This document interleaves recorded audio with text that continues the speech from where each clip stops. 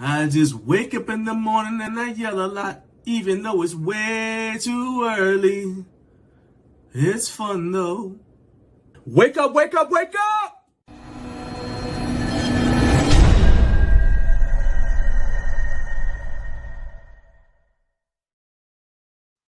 Wake up, wake up, wake up! Shout out to everybody who's already in the chat. Good morning to everybody, though. Thank you for getting up way too early with Garage Gym Life. We are your Friday morning wake up call. I'm going to be riding with you all the way through to the 9 o'clock hour. I am John Greaves III. I'm the founder of Garage Gym Life. And if this is your first time checking out the show, welcome. I promise you, you are in for a good time today. I'm feeling good. Just use that Harry's face wash. It's got my face tingling. Got some pre-workout in my veins. I'm ready to go. Let's go ahead and jump right into what's going on today's show. First hour, we're going to have news and other things, plus a brand new recliner of rage. I'm going to tell you guys why I'm mad this week, and I feel like I am justified. All right, this is we're returning to a previous recliner of rage. Recipient. All right, we back because they're back at it, so I'm back at it with them also.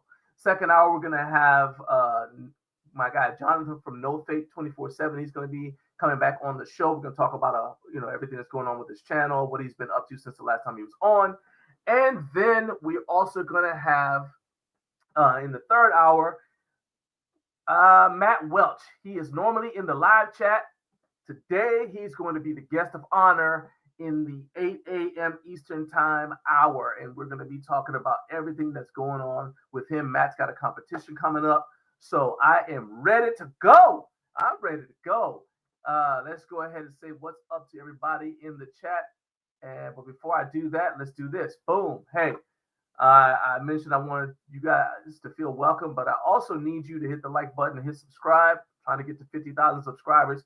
If you check out my channel and how many subscribers I've got, you see how close we are. So we need to keep this momentum going. And there's also something I need to give you guys a shout out for a little bit later on. But we'll talk about that when we get to it. In any case, right now, hit the like button for the video. That's going to get the YouTube algorithm doing what we needed to do. It's going to start showing it to people who may not even know about Garage Gym Life. And then hit subscribe if you haven't already. And if you got a second, go ahead and share this video with somebody who you think needs some entertainment and a nice wake-up call this morning. I promise not to yell too much. Not too much. Okay? All right. Let's go ahead and jump into it and see who's here. My guy Jared Martin, first in the building. What's up, man? Good to see you. It is Friday. 619 driver. What's up, Jay? Good seeing you, man. And Jared says, your show is always justified. Oh, yeah, the rage. I don't go off on people for no reason. The rage is always justified. I go off because you did something to make me go off. All right, so there you go. Let's see here. Carp Jim said, yo, home gym physique. Let me tell you something, all right? This show, first of all, anybody who wants to go watch the Rogue Strongman, hey, by all means, man, go check that out. There's nothing like watching people lift heavy things. But I'll tell you that our show will still be here next week when Rogue is doing whatever and they are not live. And so there's that. But yeah. And actually, I will say too that one of the things that I really like about what we do is that you can count on me being here every Friday morning. I've been here when I was sick. I've been here when we were traveling, and I'm going to be here regardless. So there you go. Man, Carp, yeah. I am knocking on the 50K door, my man. Yeah, dude. I've been wanting it since January of this year. So I'm serious. Let's do this, man. All right. Yeah. Anyway, so here's what you do, Home Gym Physique.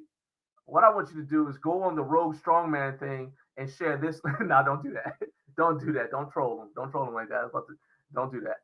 I appreciate you taking time away from that to come check out my show, man. And stay as long as you need to. If you need to go check out Rogue, hey, come back and watch the replay. There's nothing wrong with being in the replay game. Ain't nothing wrong with that. All right. So let's go ahead and we all caught up on the comments. So now, good morning to everybody. I'll say it again, everybody on the East Coast and other places who just happen to get up with me. And yeah, I remember when I was like, I wanted 20K, and then we had that huge bump. Had a couple of videos go viral, and then we got the huge bump and got to 20K, man. And yeah, I got to get to 50. I got to get to 50. So, and there are actual real reasons why I want to get to 50. It's not just, oh, I want to be able to say I got 50,000 subscribers.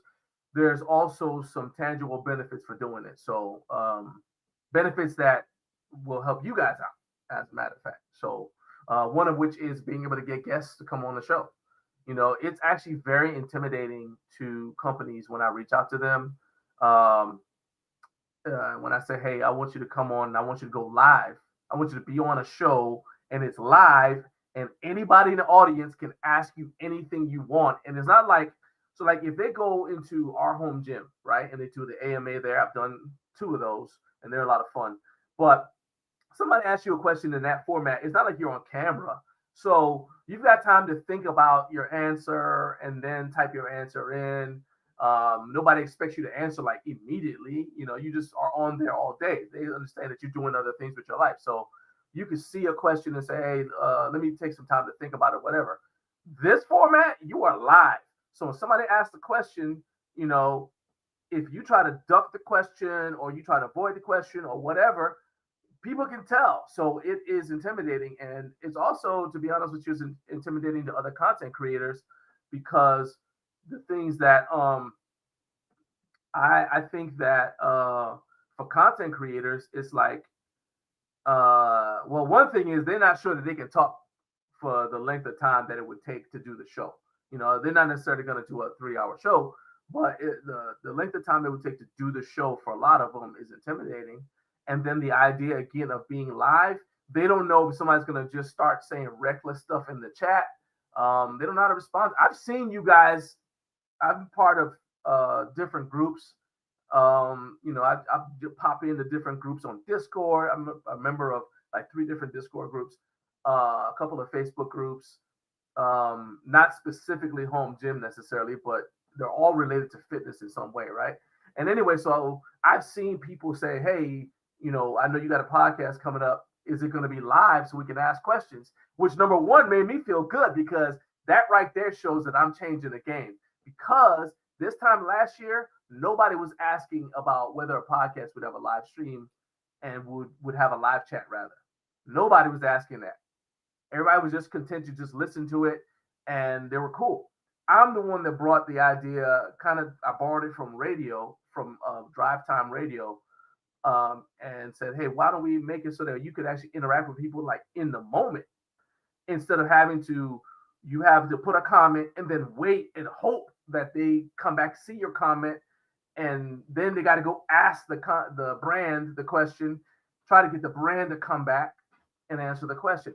I ain't going to do that. I'm just saying, hey, I want you front and center. Let them ask you what they want to ask you. And I will tell you from a brand perspective, here's another thing. From a brand perspective, they have the opportunity to get customers. We got 130 people watching right now.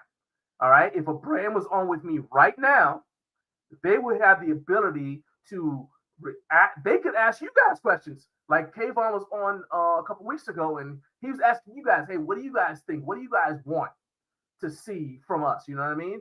And I've had people tell me personally, hey, I want more.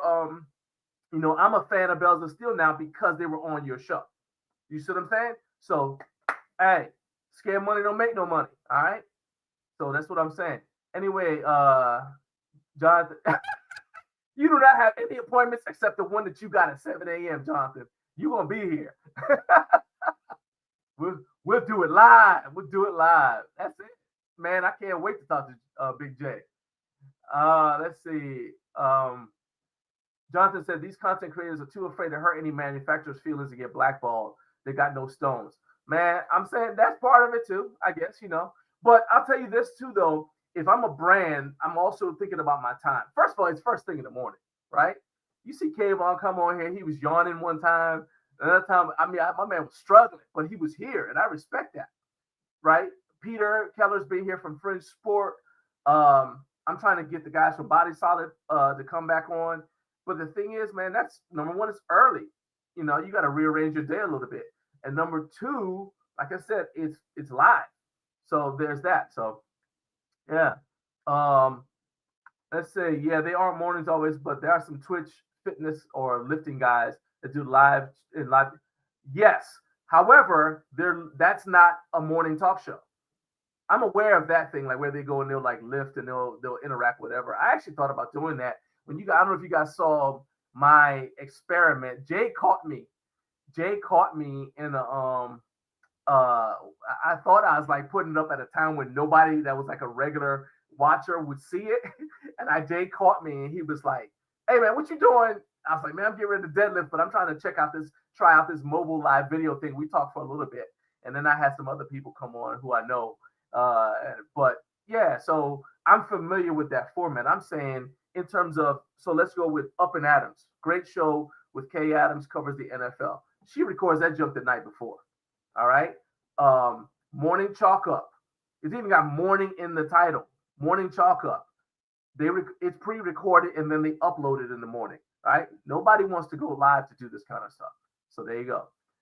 Peter and his Austin pajama. Yeah, man. Hey, that's a cool dude though. Him in his cowboy hat and boots. All right, let's go ahead. Let's jump into the first segment. All right, you guys keep on hitting that like button. Hit that like button for me. If you're watching on Facebook, hit the heart. But I need you to come on over to YouTube. I have some things that you can only see if you're on YouTube. So if you're watching on Facebook, please come on over to YouTube, and that way you get the full benefit of the show. Right now, let's jump into news and other things. Right now.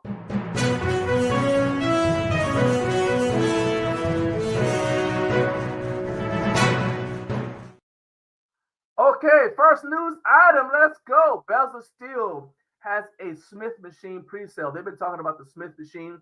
I believe we first found out about it, well, in a video that Massonomics dropped when they went to Home Gym Con, and they had and they were talking about this Smith machine attachment, and it's an attachment for your true 3x3 rack, and that so that is live now. Let's see if I can't pull this up real quick. Smith machine pre-sale is live. So, all right. And so the specs on it are, you can use your own barbell, or you can get the standard fixed bar situation. It lets you use your bar, swap it out for different exercises. It is designed to mount on the inside or the outside of your true 3x3 power rack. Jay, I know that you always want to know if it's an American 3x3 or a Chinese 3x3. Well, this is designed to work with the true 3x3 power rack. And you can choose from an angled or straight bar path. So you can adjust it to suit your preferred training style and what you're trying to accomplish that day. And obviously you can adjust it to fit your body type. And then it's got a 600-pound capacity. So you can go ahead and throw some weight on there. One thing I'm not sure about is the counterbalance, how much counterbalance there is on it, because it's got let's say 600-pound capacity. But some Smith machines, you load up three 45-pound plates on there, but that's not 315. Some Smith machines, when you load up 3 45-pound plates, you're actually lifting like 275, or in the worst cases, it's like 265. So it looks good, but somebody who knows you're not actually lifting the weight. Plus, there's the thing, you're not actually stabilizing. So there you go. All right, see here. You said the breaking news intro is louder than my mic. All right, let's turn me up. Y'all know I still have the microphone is still adjusted down.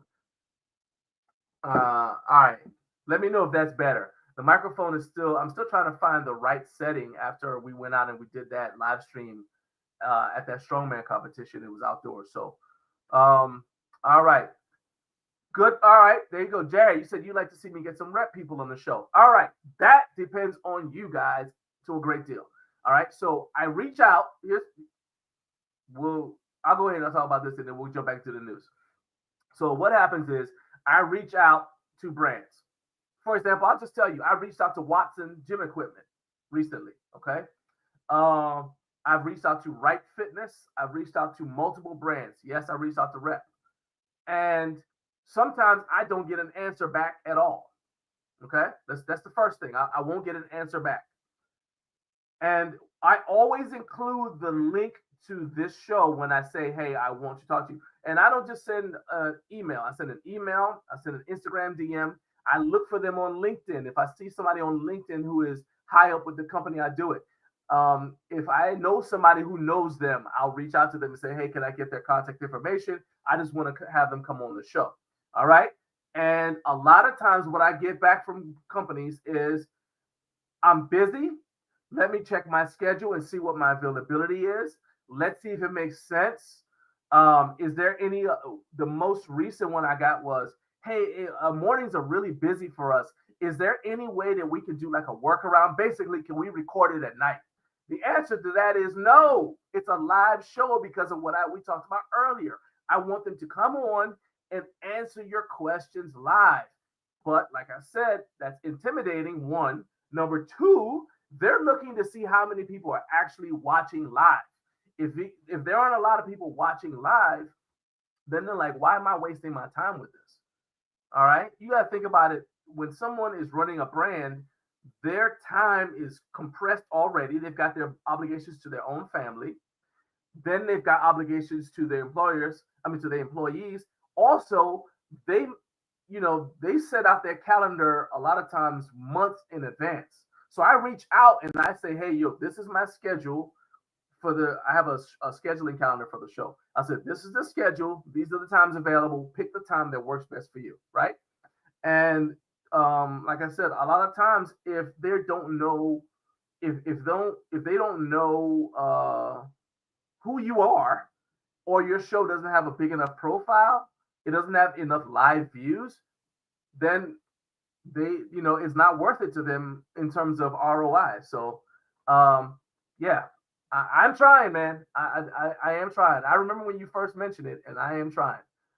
All right. So anyway, so we already talked about the Smith machine. And by the way, I need to go ahead and explain this right now. So we do have an affiliate link with Bells of Steel. And I said it wrong last week when I told you guys about it. So what I thought was that it was like a standard affiliate links that I had heard about before, and the ones that I used, been involved with before, where I give you a promo code, you save money, and then I get like, basically they take 15%, I get 5%, and you get 10% savings. That's not how the Bells of Steel affiliate thing works. Okay, so let me break it down. What happens is I have a link, right? And I actually posted a link and I pinned it to the top of the chat on YouTube. So I've got a link. You click that link, go to Bells of Steel. And whatever discount they have at that time is then available to you. Because remember I said you get 10% off, right? With some of the previous affiliate things I've tried or that I've used. The problem with that is, what happens if they have a discount that's better than 10%? Now you got to choose between saving money and supporting me. With this, you don't have to do that. All you got to do is whenever they're having a sale, you click the link following to, you click my affiliate link, go there, and then whatever discount code that they have is available to you. And that's pretty much it. So it's a win-win. All right. All they care about is that basically they're tracking to see if I'm the one that told you guys that they were having the sale or whatever, right? Like I'm doing now. I'm saying, hey, they're having a sale.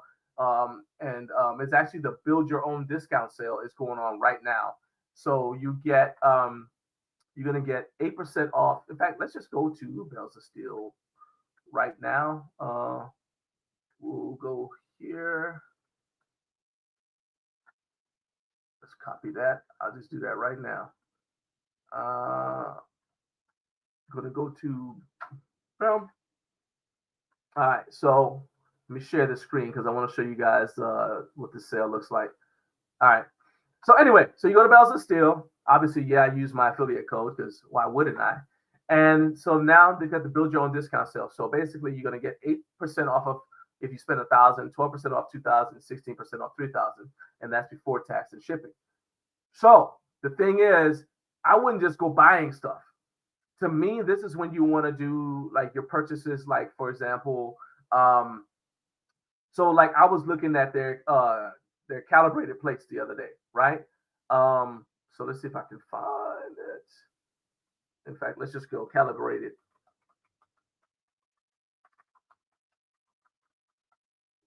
kilo plates. All right, so they got the calibrated powerlifting plates, right, in kilograms. That's what I was looking for. So you can see that. Can you guys see that on the screen? Is that big enough for you to be able to see it?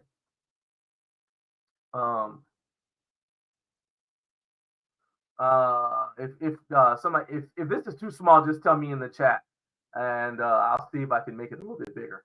But anyway, so yeah. So if you go on and you chose, this is exactly what I did last night, because I was actually, my wife and I were talking about kilo plates, getting some calibrated kilo plates, right? And so we looked on here, and if I were to get these, let's say I did that, so it's $26.99 in US dollars, right? All right, and so that's the total price. Then I added to the cart. Okay, now because of the 8% off, and well, it's 8% off if you spend 1,000, 12% off if it's 2,000. So obviously, I passed the 2,000 threshold with this. So you save about $324 on it. So instead of $26.99, it's $23.75.99, and shipping, and that does include shipping. So it's that before taxes, and that does include shipping. So anyway, that's how it works, and we will return to that later on when I am ready to make some spend some money. All right. Anyway, so yeah, they don't have it. I asked. I always I actually was talking to Kat, and she said they don't do the discount code anymore. And like I said, the thing I don't like about it is that means you don't have like a year-round, 365-day-a-year discount code. The good part of it is that you can take advantage of like their Black Friday stuff or whatever. They got a bunch of stuff coming up too, by the way. So there you go. Anyway, you can do that. Also, if you're watching on YouTube, I've actually got, if you click the shopping button that's in the bottom corner, I don't remember if it's the bottom right or bottom left corner, you'll see like some Bells of Steel stuff that that is associated with this particular stream. So if you just want to go that route and you don't want to go through all the other stuff, then you can do that too. And you'll still get, I believe you will still get be able to take advantage of their build your own discount sale. All right. Anyway, so that's enough for that. Now let's go to now AbMat. The next news item is AbMat, and they have a price drop. I do not have an affiliate code for AbMat at all, but they do have a discount code. Let me see if I can find not discount code. They're running a discount. Yeah, there we go. So this said price drop. So let's go ahead and share this screen right now so you guys can see that. Again, I do not have a discount code for the AbMat. All right, so this said we've been working behind the scenes to lower the price on 3 of their most popular products. I actually have one of these, and my wife and I were talking about the other one. So the Barbell Bomb, which I do have already, that's dropped from $45 to $30. I like it if you don't have access to a actual landmine. And when I used it, the only drawback I saw was that it can slide. If you have it at the wrong angle, it can actually slide across the floor if you're using it on an open floor. So a good solution for that is to put it on the bar, and then you can do like what the picture is showing, and you put the bar up against the wall. The benefit of that is if you put the bar up against the wall by itself, you could actually poke a hole in the plaster of the wall, and then the gym ain't going to be happy with you if it's a public gym. And I bring that up specifically because somebody was watching my review video of the Barbell Bomb, and they said, well, we go to a gym and we don't have, and the gym doesn't have all this stuff. And like, what's your suggestion? My suggestion is to still buy the Barbell Bomb, and it's very light. I mean, it's literally, it's probably like about this big. It's about the size of this shaker cup. Okay. And you can take it with you to the gym, throw it in your gym bag, take it to the gym with you, use it up against the wall. Now you don't put a hole in the plaster. Again, I don't get paid anything for telling you guys to go to AbMat and buy this. I just think it's a good product, which I actually happen to have as well. Then the other product that they have is the Preacher Pad. This one is actually something that Adam from Garage Lab collaborated with them on. It's got, so basically, if you don't have space for a Preacher Curl machine, I just say Preacher Curl machine, a Preacher Curl bench, or I guess they do have Preacher Curl machines, whatever. If you don't have space for any of that stuff, you can just buy a Preacher Pad, put it on your lap, and now you can do Preacher Curls. So that's kind of cool. And then the thing that I told you guys, my wife and I were talking about, was the Pivot Pad. So we're looking at potentially getting the Pivot Pad because we've got another piece of equipment that takes up a little bit more space. She's got one of those hip thrust benches, but we were talking about whether it would make more sense to just get a Pivot Pad, because that obviously would use up less space in the gym, and then she would still be able to do that. I don't do hip thrusts and glute bridges, but she does. I did that stuff back when I was still like doing like jujitsu and stuff, but I don't like currently do jujitsu, and so I don't do it anymore. So there you go. Anyway, so that is AbMat, and I do not know how long that sale's going for. So if you want to jump on it, you need to jump on it pretty quick. Let's see here. I think I missed somebody's. Let's catch up on the chat comments before we all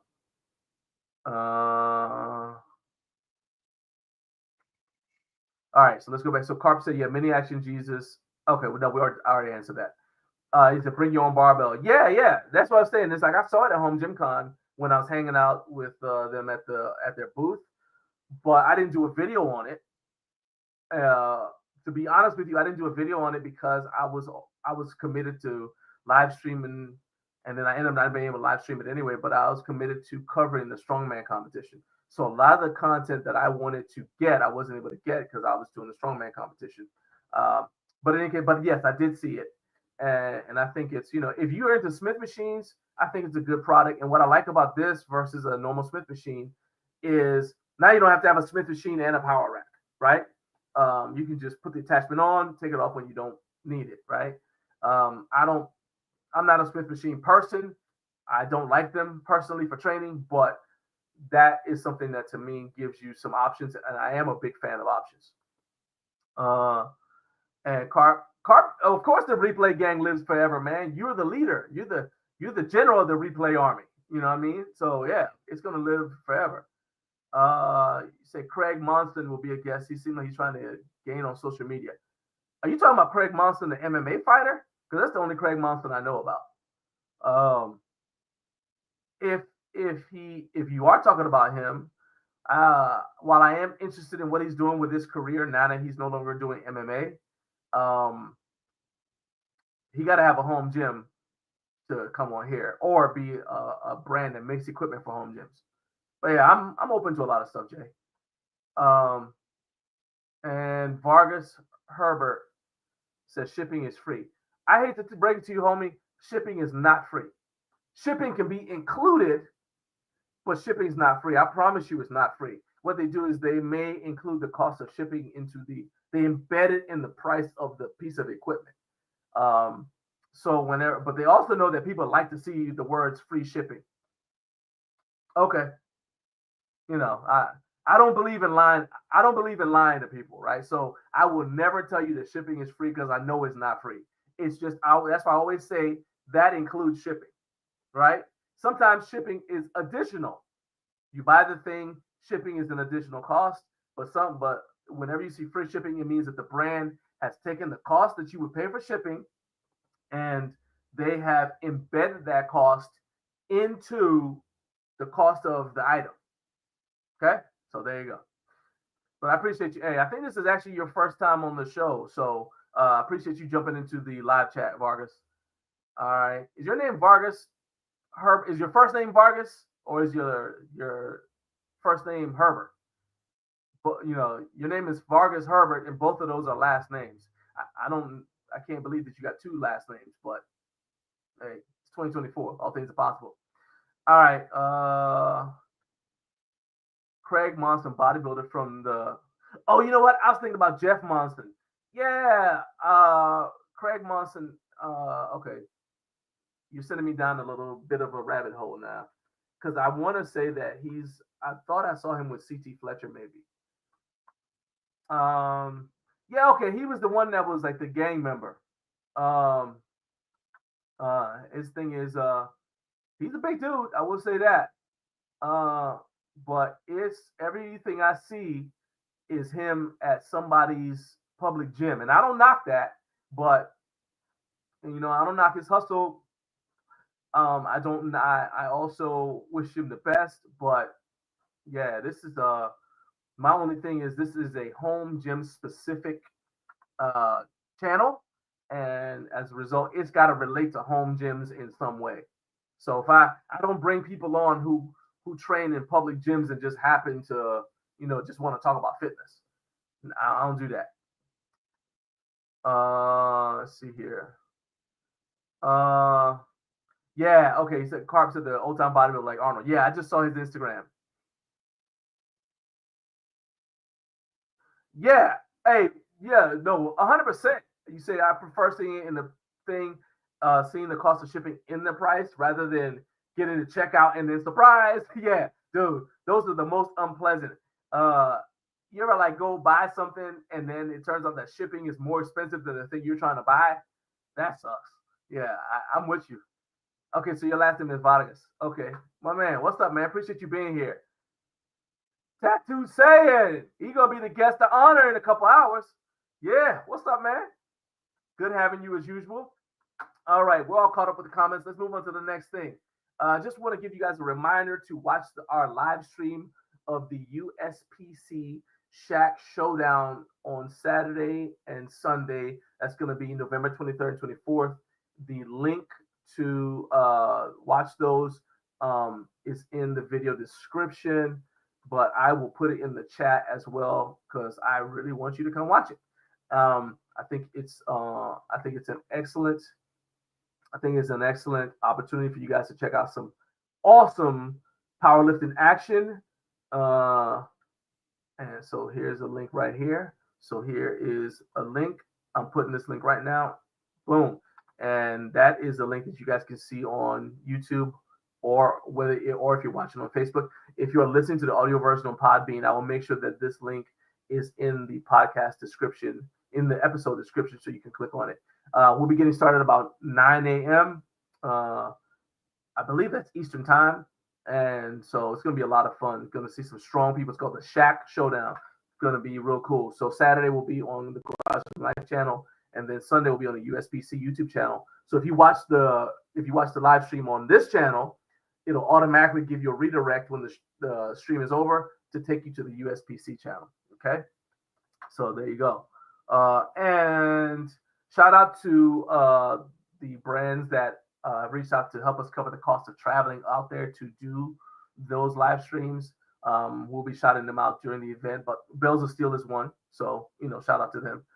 They do a lot of cool stuff for us. You're installing new broadband, but you're going to be on either way. Hey, you need to get off of here and go address that. All right. I don't need to talk. I love talking to you. I love seeing you in the live chat, but I need you to go make sure your internet is stable before we get you on camera. All right. Carp said, yeah, the original Marvel bar is 600 and then it's 1100 after shipping. That's what I'm saying, man. Because see, sometimes this stuff, to your point, Herbert, is that you've got these odd shaped things, right? So a barbell is about 7 feet, right? So maybe you're gonna go maybe another ½ inch either side, just for the sake of the container. But so it's gonna take up 7 feet of space lengthwise, but it's real skinny, so it's an odd shaped object. And so as a result, they're gonna pay an odd shaped charge. You know what I'm saying? So that should be a so that could give you some unpleasant whatever. Bells of Steel, Carp said Bells of Steel should make a strongman log, a full size one that starts at a lighter weight. Hey, that's a good suggestion, man. I think the thing that I've noticed with strongman though is because the weights can be sometimes are so heavy, they go with like making it sometimes because the weights are so heavy, they want to go with Hey, I just got good news, Eric, Jared, and Eric. Those mugs, the mug solution has just shipped. I just got a notification. It's just shipped to me, so it's coming to me, and so hopefully I'll be able to show you guys on the next show. Okay. But anyway, that's a little side thing. But anyway, yeah. So they want to make the actual implement heavier, so they don't have to put as many plates on it. That's the only thing I can think of. I hear you. It's all good loads of time. We'll see. We're gonna be judging you. We're gonna be judging your internet when you come on. All right. All right. Let's jump back into it. All right. So now that was home gym news in terms of equipment. Now let's talk about home gym news in terms of health and fitness, because I want to make sure I give you information to help you with everything, not just hey, go buy this or that. Right. All right. Apparently we get dramatically older twice. Now I realize that we get older every year, right?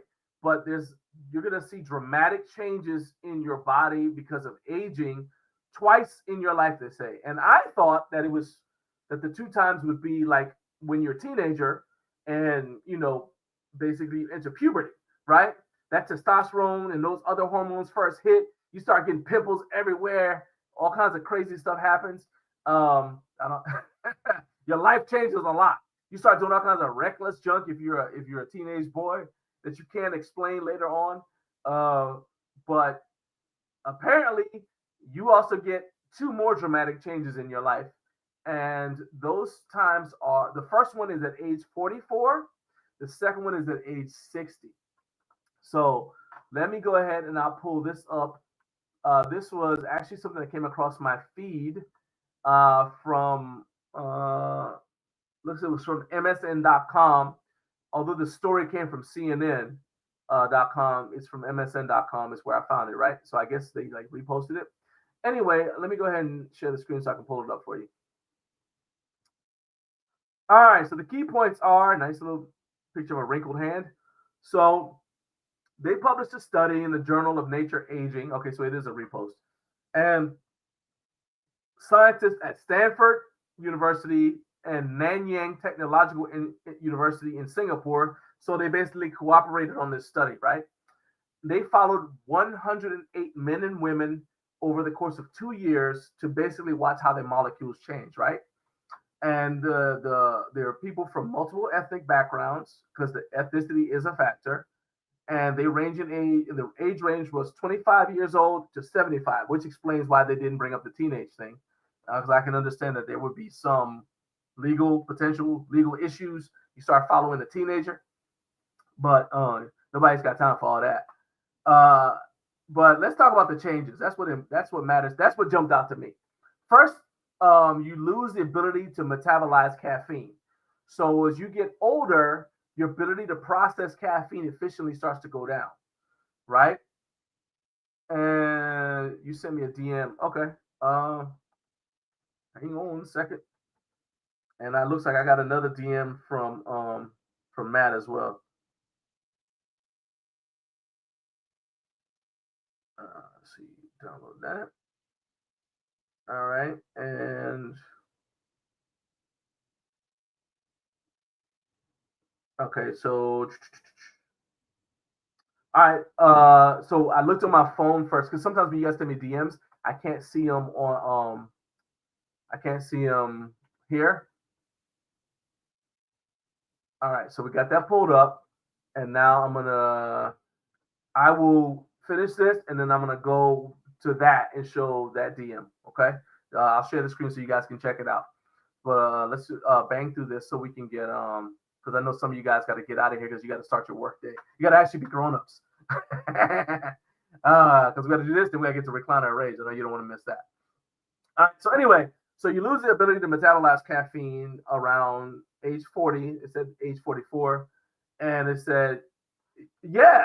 I don't know, man. It's like basically it's not as effective. And obviously, if you drink the stuff for a long time, it starts to attenuate, so it's not as effective. Period. But the ability to metabolize it decreases.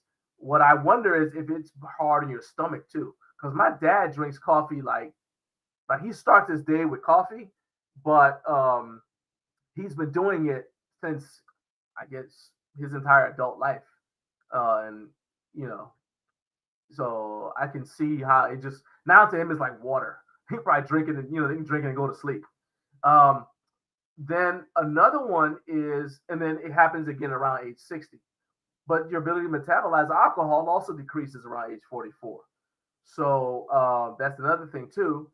And then it said anecdotally, and this is the one that I can resonate with, right? So people get muscle injuries and see more fat accumulation in their 40s. So you know how like there's always like people that just start saying, man, like there's like that one day that all of a sudden junk just starts hurting and you can't even like trace. You're like, it's one thing like when you're in your 20s, if something hurts, you know why. You're like, oh, I hit my foot, I banged my elbow, I worked out real hard in the gym, whatever, right?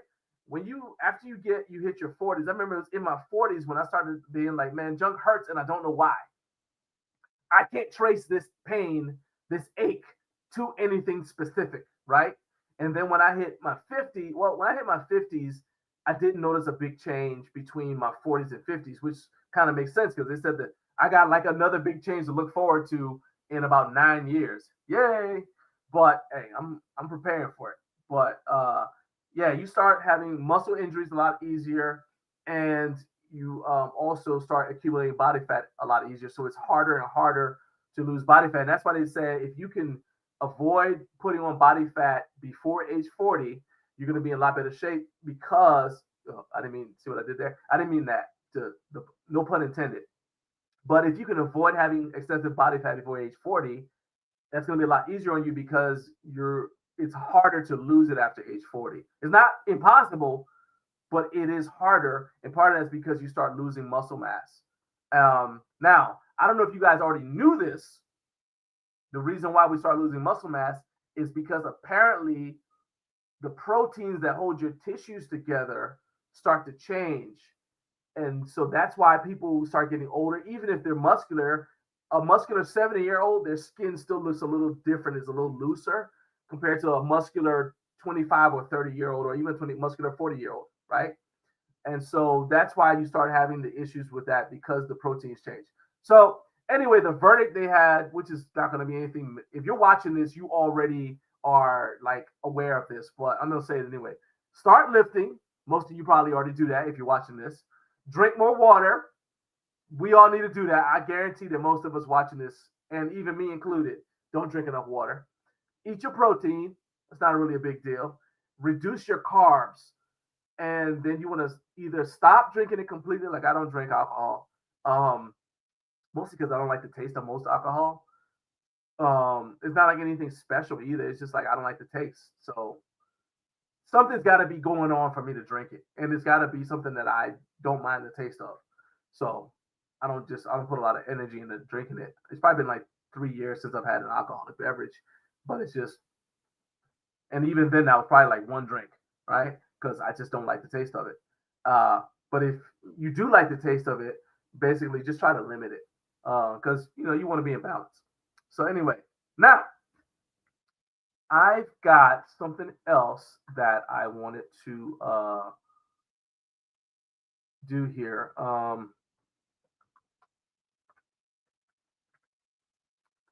Yeah, let's see here. We're done with this. All right, let's catch up on the chat. It says somebody best tell Tom Platz. Man, that dude, and I will say this too, you said Tom Platz. I'm thinking like the poster child for this was Suzanne Summers, what I'm about to say. She started taking hormones and she was open about it. Suzanne Summers, rest in peace, she looked better when she was like in her 60s than she did when she was on Three's Company in her 20s and 30s. I was like, how do you look better now than you did when you were younger? You know what I'm saying? I mean, I've heard of the glow up. I've heard of people looking better in their 20s and 30s than they did in high school. Like I look better now than I did in high school just because of training and everything else. My body was out of proportion, man. I looked like a lollipop with feet because I was so skinny. Head was the same size it is now. Body was real slender, skinny. I look like a lollipop with feet. But the the idea that you look better in your 70s than you did when you were in your 20s, that's insane to me. So yeah. And Mr. Aguilera said, I'm staying 32 for, hey, I ain't knocking that hustle, man. Do your thing. Peter Pan it. Matt says, I'm still waiting for the looking better phase to kick in. I'm waiting for you to get your internet right, Matt. Get that internet right. I need you to get your internet right. Okay? This we got stuff going on. We got business to conduct. I need you to get that internet right. All right. Anyway, so let's see. I think I've got the final thing cleaned up. Let's see here. Let me make sure. Got the final. Yep. All right. Final comment cleaned up. We are all caught up now. Let's move into the next segment before we hit the top of the hour. And that's going to be the segment that you guys all love the most. And that's right, Recliner of Rage. Let's go. It's the Recliner of Rage. It's the Recliner of Rage, because he's not happy.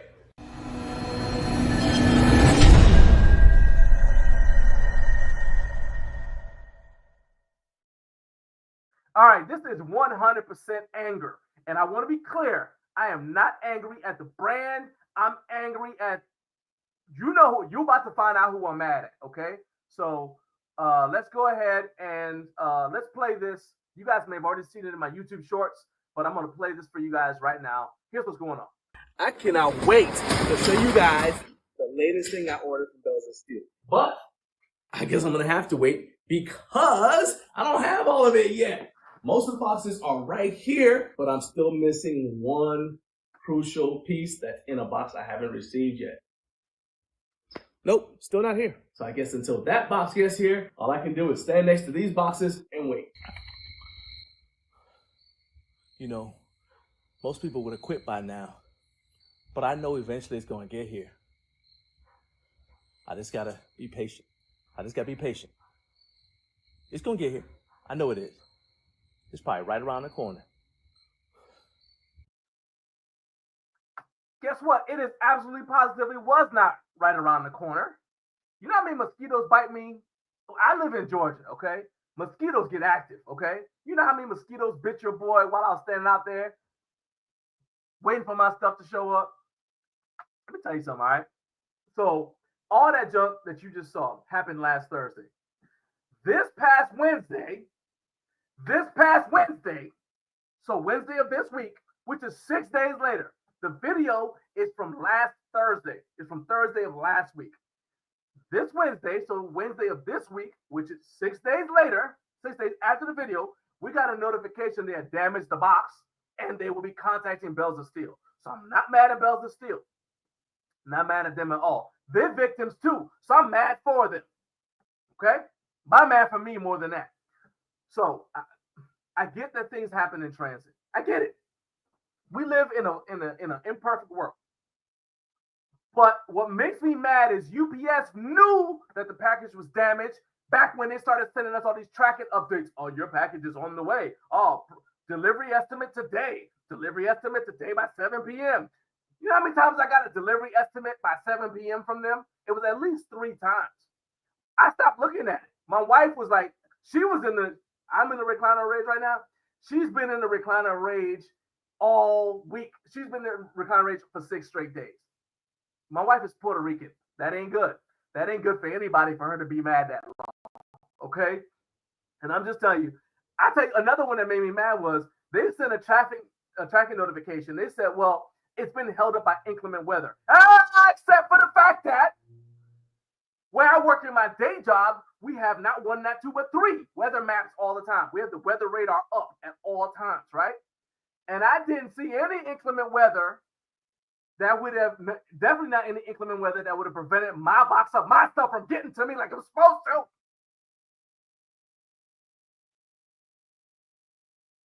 So what people who cared about their job would have done is contact Bells of Steel as soon as they broke the box, as soon as they damaged the package, and say, hey, we damaged the package. We know we're going to have to pay you because we damaged the package.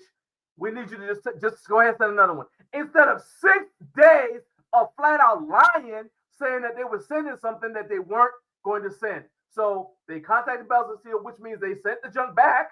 Bells of Steel had to look at it, inspect it. Fortunately, they're real cool. I reached out to them. They already sent me a replacement. But I don't care. The point is that UPS on their end took forever to send the thing back to Bells of Steel, when all they had to do was, as soon as they realized the box was damaged, is send it back. And I ain't trying to hear that, oh, well, we didn't know, we didn't have time. I worked at UPS when I was in college. They have 3 different shifts of people, some of whom only job is to check packages to make sure they're okay. If you have worked with packages, you know when a box is broken. If you have graduated from elementary school, you know when a box is broken. You knew the box was broken. You still lied to me multiple times and told me my stuff was on the way when it was actually sitting in your warehouse. Broken. In the interest of saving my voice, I'm just going to stop now. And I'm going to tell you that Recliner of Rage is sponsored by Freedom Fitness Equipment. I love how they ship stuff because it comes to me every time I've ordered something from them. It's come to me without any issues. In fact, a couple of times they put the stuff together for me on site. It's really cool. All you got to do, reach out to Ashton at freedomfitnessequipment.com or give him a call, 980-216-4860, and he'll hook you up. That's also where you can get a high-quality Garage Gym Life banner. And Freedom Fitness Equipment is actually running a pretty big sale right now as well. So you guys head on over there, give them a call, or just go on over to their website and look around, take advantage of the savings, so you won't be like I am right now. I'm just gonna come. It's hot again. It's hot now. It's hot in here right now. It's hot now. Oh boy, I'm really mad. That's what I tell you. This is not act. I am really, really angry. Not about the fact that the boxes got damaged. Not about the fact that they separated the packages. I understand the fuel thing. What I'm saying is, you knew the box was damaged. Don't lie to me. Don't lie to me. You ain't got to lie. You ain't got to lie, Craig. You ain't got to lie. All right. Anyway, let's go ahead and go in the comment section. I'm sure you guys are laughing at my pain. I don't care. Jay said he's already laughing. Yeah, you've been laughing at me for days. Okay, that's all right, man. That's fine. You laugh at my pain. That's why. But you know what? I feel better. I don't feel a lot better, but I feel slightly better now because I've unburdened myself. Confession is good for the soul, even when it ain't your fault. So I've let it out. Jared said that's how we are after Amazon. Oh, I got no sympathy for Amazon because they've got, like, my expectations of Amazon are actually even higher. I'm like, hey, if I order that junk, you got fulfillment centers all over the place. There's one like 20 minutes from here. I just ordered it. I need it. I want it to be arriving as I'm hitting submit payment. Okay? Maybe it's unrealistic, but I don't care. You got fulfillment centers all over the place. You know, every time I turn around, they're clearing out another vacant lot or cutting down trees to make another Amazon fulfillment center. I need my stuff. I need it now. Matt says, I feel the rage. Oh, hey, I'm willing to blame Fernando. I'm definitely willing to blame him. That dude, he probably was the one driving the truck. He's the one that damaged the box. You might be onto something, Matt. I knew I liked you. All right, so we got our guest backstage. Wow, I just saw what you got on. Oh boy. Okay, hold on. So, that's hilarious. Hang on a second. Let me open this window because I made it real hot in here with all that yelling. Hold on a second.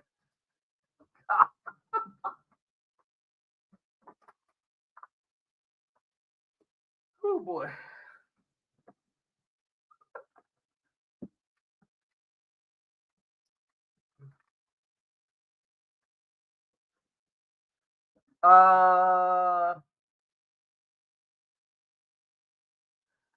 Yeah, actually, hey Jonathan, I want to do this Bells of Steel Smith thing, but we can go ahead and talk about it while you're on, if that's cool with you. Is that cool with you? All right. So I'm gonna bring you on, and then we'll do the first thing we'll talk about is the Bells of Steel thing that Jared sent me. Okay. So let's go ahead, everybody. First of all, shout out to the Central Time Zone. I know some of you guys have already been on here from the Central Time Zone. Appreciate you guys being here. If you are here for the first time, like my man Herbert Vargas, welcome. Please hit like, hit subscribe. You've already seen some of the content. I promise you, it just gets better from here because now I'm about to have guests on. So you're going to enjoy that even more. So hit like, hit subscribe, and then if you got a second, share the video with someone else who you think might enjoy the content as much as you do. All right.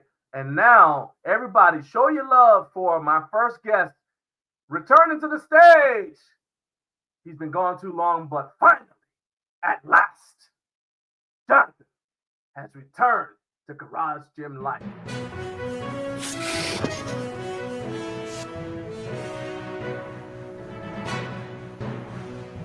Man. The NoFate channel checking in, and you know what? It's time for Naughty Santa. How you doing, John? Man, that is a phenomenal outfit. So I've got one of those ugly sweater things that my wife only lets me wear like when we get really close to Christmas, and the reason why is because it's a two-person sweater. So she's got to get in there with me, right? So it's like a Santa Claus, but it's like, so it's awesome. I'm telling you, I'm not going to show y'all the picture. You'll see it. Just stay tuned to the channel. Around Christmas time, you'll see this. I'll send it to you, but it's an epic event. I promise you, it's well worth it. All right. Well, I got the full Apollo Creed Santa costume, red, white, and blue going on. So I've been using that in some of my videos just to add a little bit of flair to the content. Oh man, you gotta play. What's the thing he's playing? Living in America. Living in America, yeah, James Brown. There you go. Yeah, man. Okay, you got one more. I know you saw me raging at my current situation. We got one more comment about that. Said the post office lost his Highland Games chief. They had to reach out to them, and then they told him they couldn't find it. What? How can you not know where a sheaf is? That's actually a pretty significant loss. I'll bet you they got it like sent to like Tractor Supply or something like that because they look at it like, oh, it's a pitchfork. It goes to a farm place. So now you're just there without your stuff, and they're like, oh yeah, we don't know where it is. Oh well, I can't stand that. That's customer no service, as Clark Howard used to say. All right, yes, I love Clark Howard. Oh, I've been listening to him for years. I still do every day. His podcast. I read his book. Here, right? Say again. You know he lives down here. Yeah, I know he's down there, but I've been listening to him for years and watching him on TV for like 25 years. I even bought one of his books, which was really good. Yeah, I'm just trying to find this thing that Jared sent me right here. All right. Okay, so let's go ahead and just pull it up here. Present, share screen, chats. Yep. Lay it on me. All right. Boom. All right. So let's see if this sucker will play. You share so nitty gritty strength. Smith high bar, 2 sets of 6. Can you guys see this? Is it? Yeah, I can see it. Let's rock and roll. All right, let's play this thing. Yes, view the story. Come on, you're killing me here. All right, there we go. Okay. I can't see it. You can't. There's no movement. Oh, there it is. There it is. Okay. Yeah. It's a squat. Okay. So I'm looking at how he set it up. Once again, I'm not a Smith machine person. But it looks like he's got it angled so the uprights. No, let's go back. Hold on. Let's go back. All right. It looks like the uprights are angled like towards him, so forward, so that he's actually going to have a vertical angle. So vertical bar path. Okay. John, you're going to love this. I think some of this discussion, I don't know if you were looking at my saved videos that haven't published yet, but I have a video tomorrow morning, 10 a.m. about if Smith machines are overrated or underrated. A whole video on it. Oh, so hey, let's talk about it. I mean, I don't want you to, let's do what do they say? The tease. Let's tease, right? So I think, oh, hey, Matthew, what's up, man? Shout out to Matthew Porter. Okay. So Jared said what stood out is he set it up separate from his primary rack.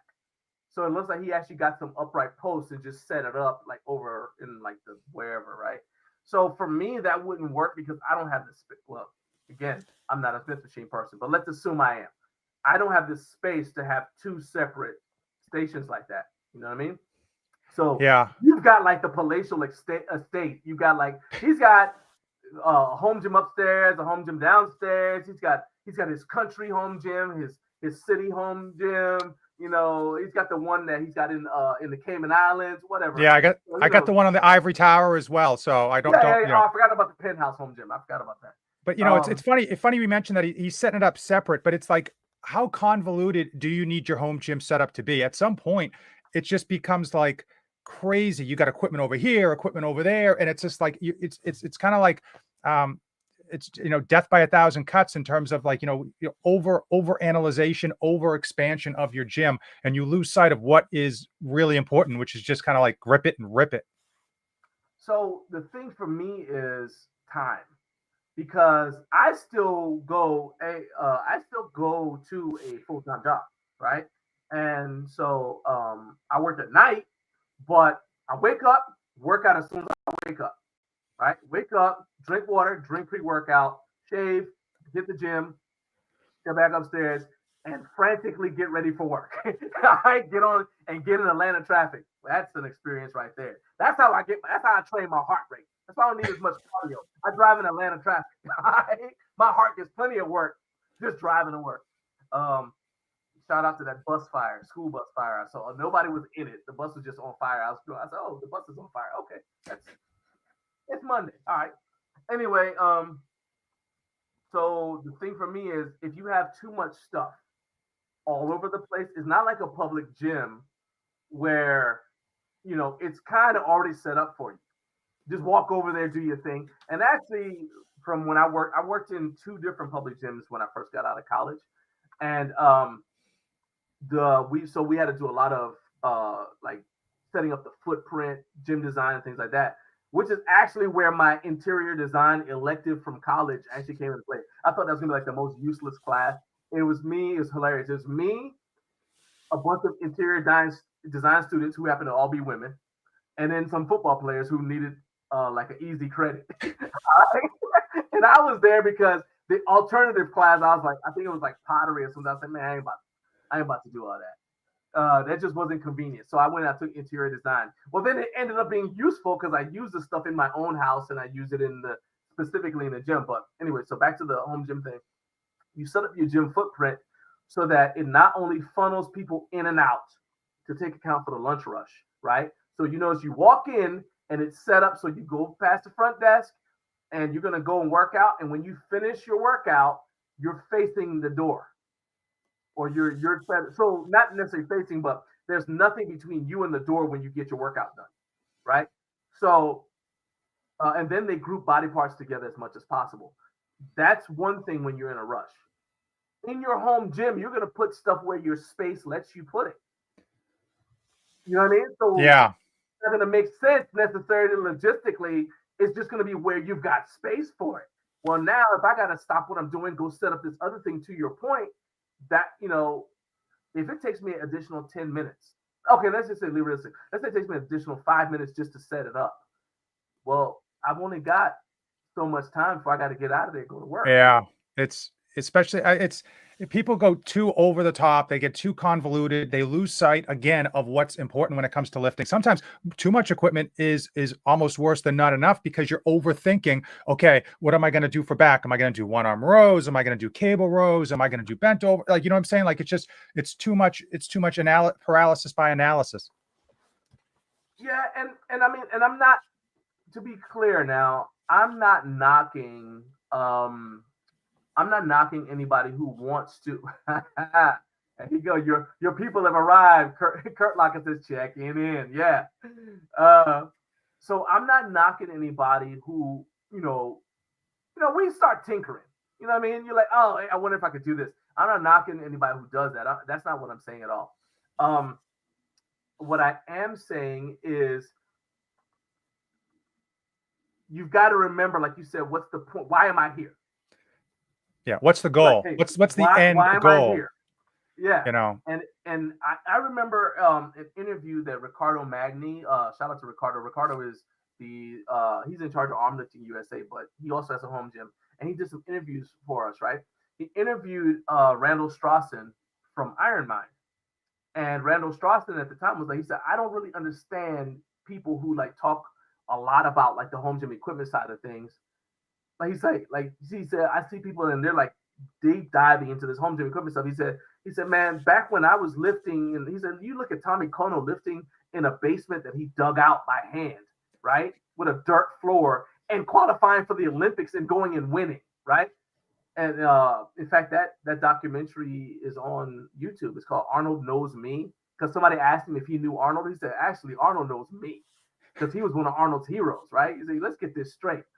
But he said that when he would do snatch or any kind of overhead movement, he'd have to set up so that the plates would go between the rafters. Yeah. Because the ceiling was so low. And so Randall Strawson was like, he said, we used to just lift with whatever we had. He said, so we didn't agonize over, oh, is this better? Or they certainly wouldn't have had like 3-day long conversations about knurling or whatever like we do. You know, and I mean, I like to nerd out about that stuff a little bit too, but like a little bit. Less is more. Less is more. Let's keep the main thing the main thing. You know what I mean?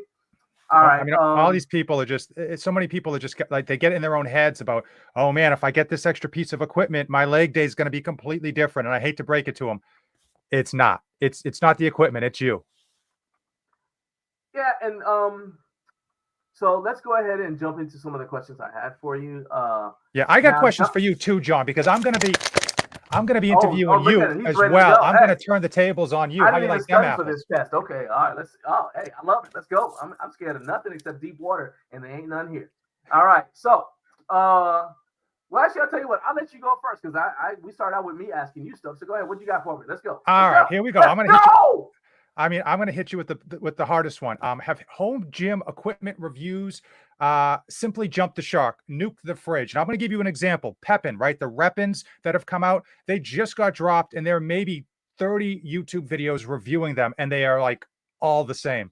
Have these equipment reviews jumped the shark? It seems they're so cookie cutter and boring to me. Myself included, by the way. I'm not saying that I'm not having the same issue. Okay, so in terms of like it being the main kind of content as a jump the shark. Okay, yeah, 100%. You know, for the longest time, I've been. In fact, hold on, here we go. Rant. So I have been complaining for the longest time that we are spending way too much time appealing to the smallest portion of the home gym community, right?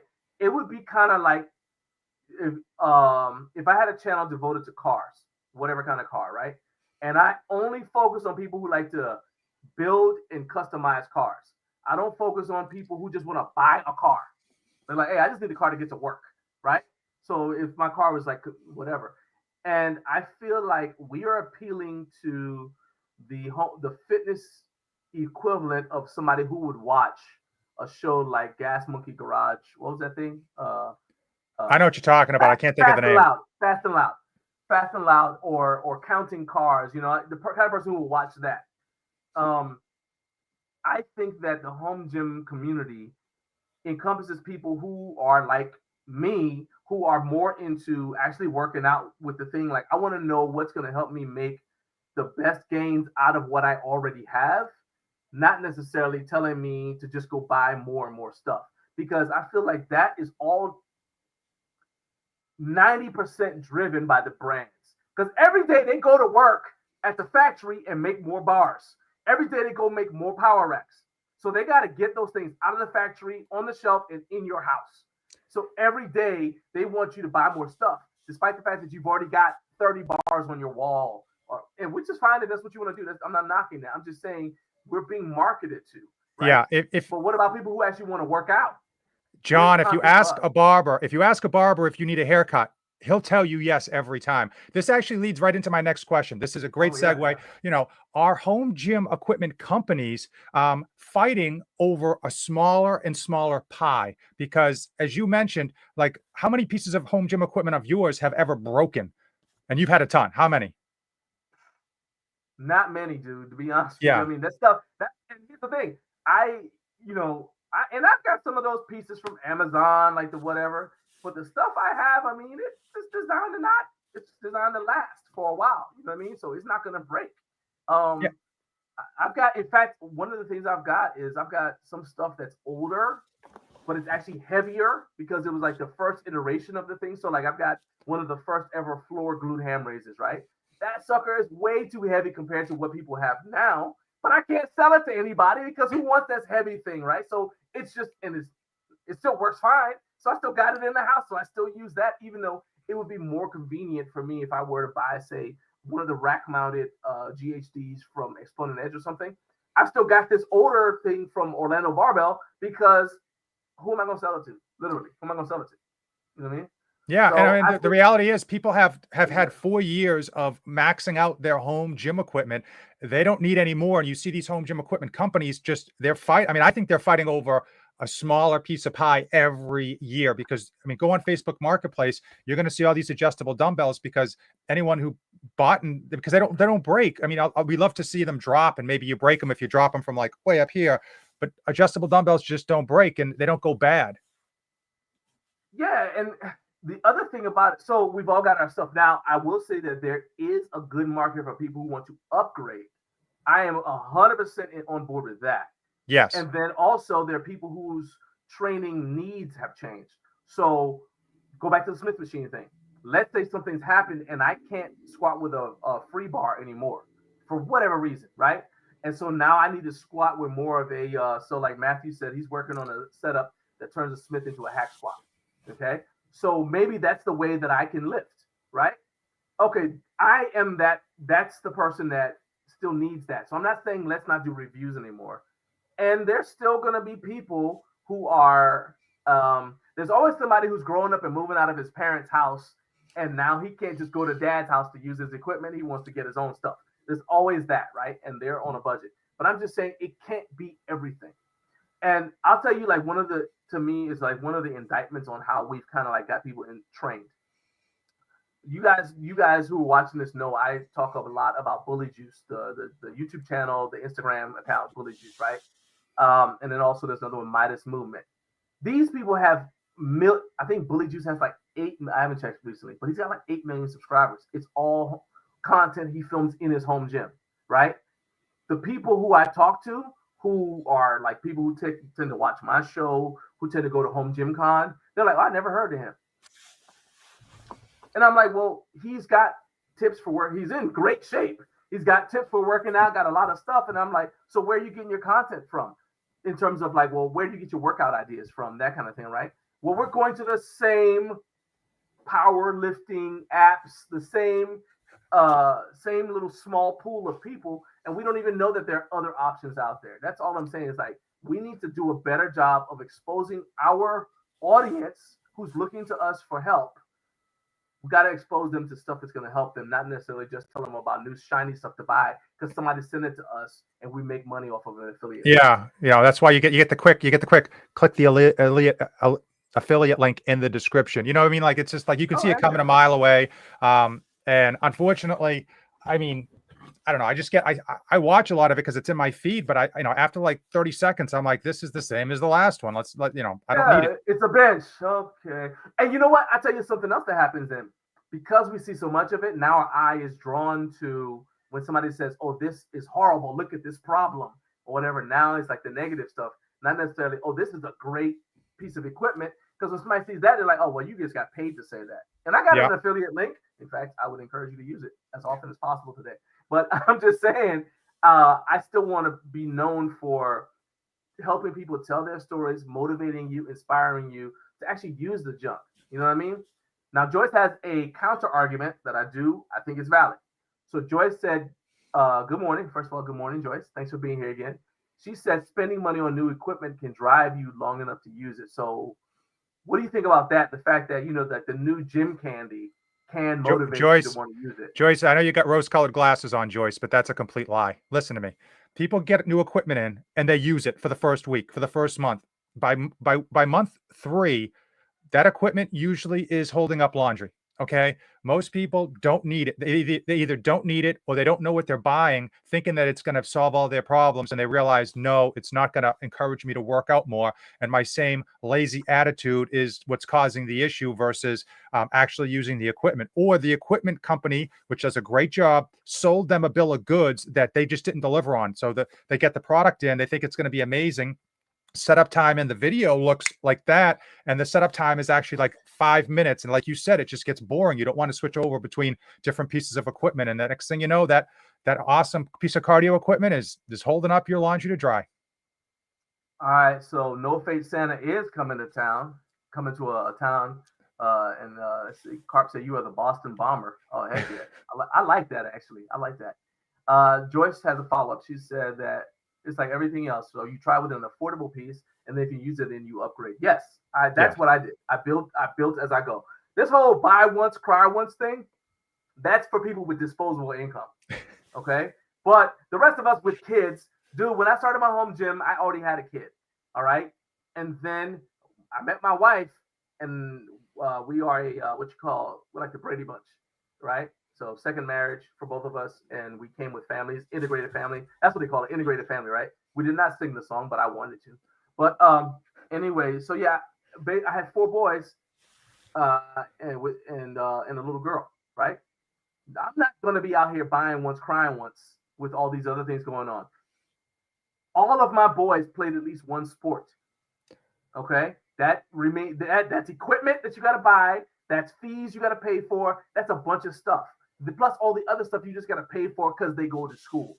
Then braces. I got my kids didn't get braces until they were older. But the point is, you know what I'm saying? Like all the different things you need. I'm not buy once, cry once. I'm buy what I can afford and upgrade as I need. Now, John, I agree that buy once, cry once is a good mentality, but I also find that the people that are pushing that narrative are the ones that get equipment for free. So it's a little bit easier to say.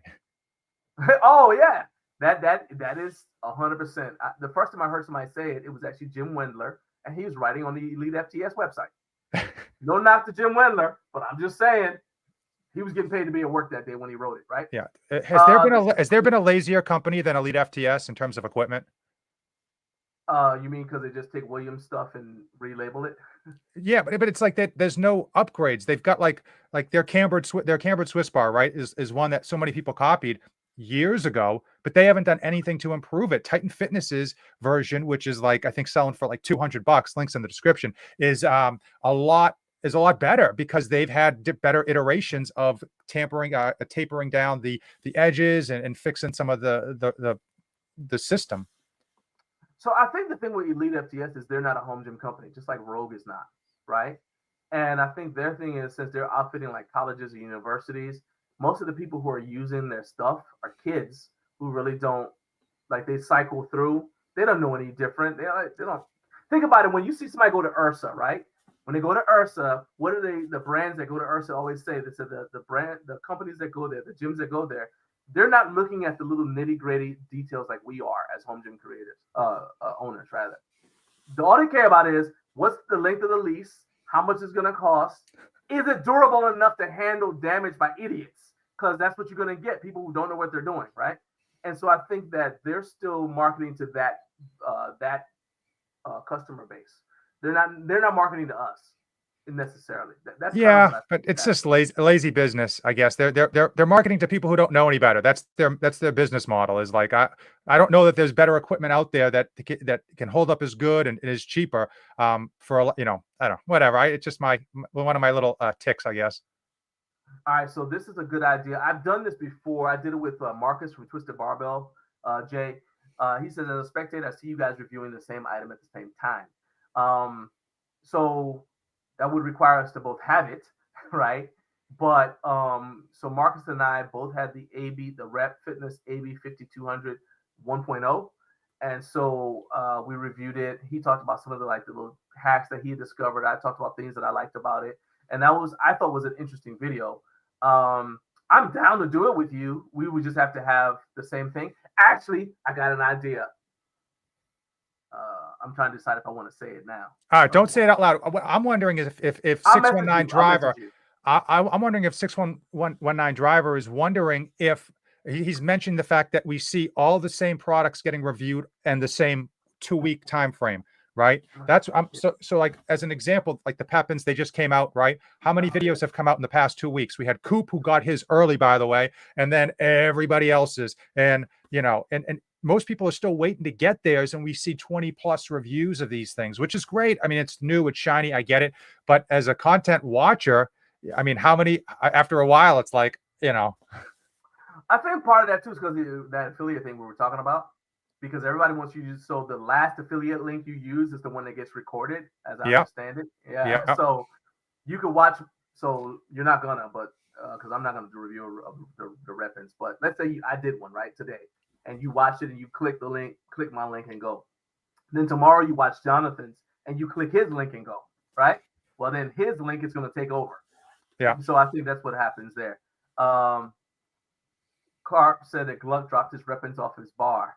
Yeah, off his barn. Yeah, so what? So what? I mean, okay, so here's the thing. He dropped it off his barn. Well, hold on. Before you say that, I will say that Gluck does review a lot of stuff in a different way. Yeah, I love Gluck. He and Winnie, they do a lot of. It's very, very creative. I do like that. I love Gluck. He has set the tone. He has set the standard, and he's probably the reason that Garage Gym Reviews is actually doing better content, because Garage Gym Reviews takes some of his ideas. He didn't drop the dumbbell off of his barn. He dropped the handle off of his barn, which weighs a whole lot less. If you want to see it dropped from 48 inches, go over to Rep Fitness's YouTube channel. They literally broke their own product by dropping it over 48 inches, which is 4 feet off the ground, and they made sure it landed on its edge. But here's the reality.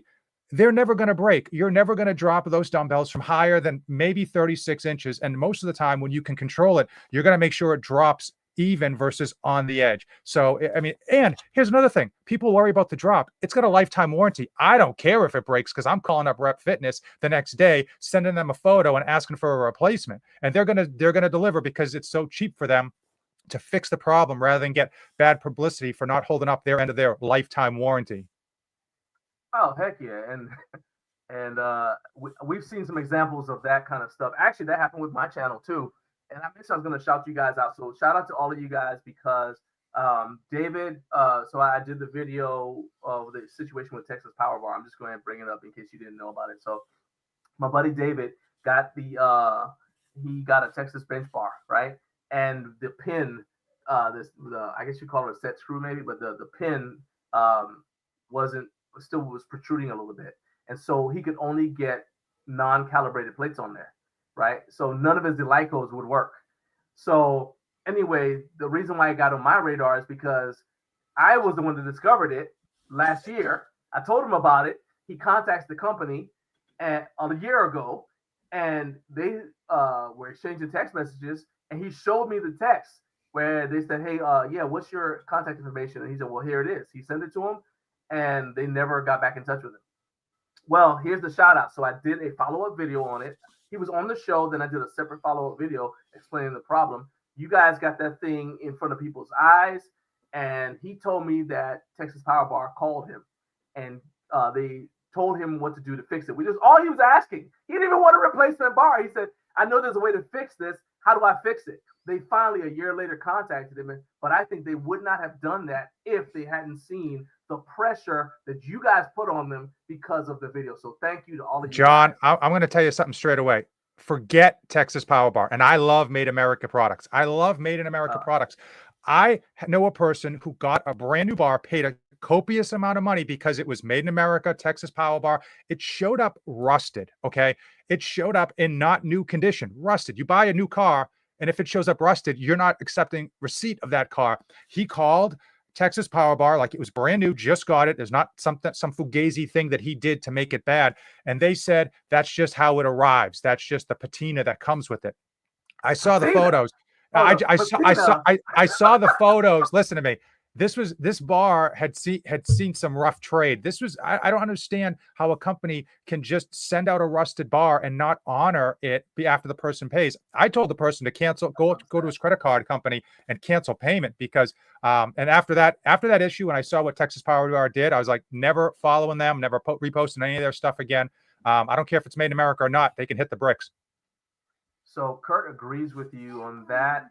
Says in my opinion, Texas Power Bar is overrated.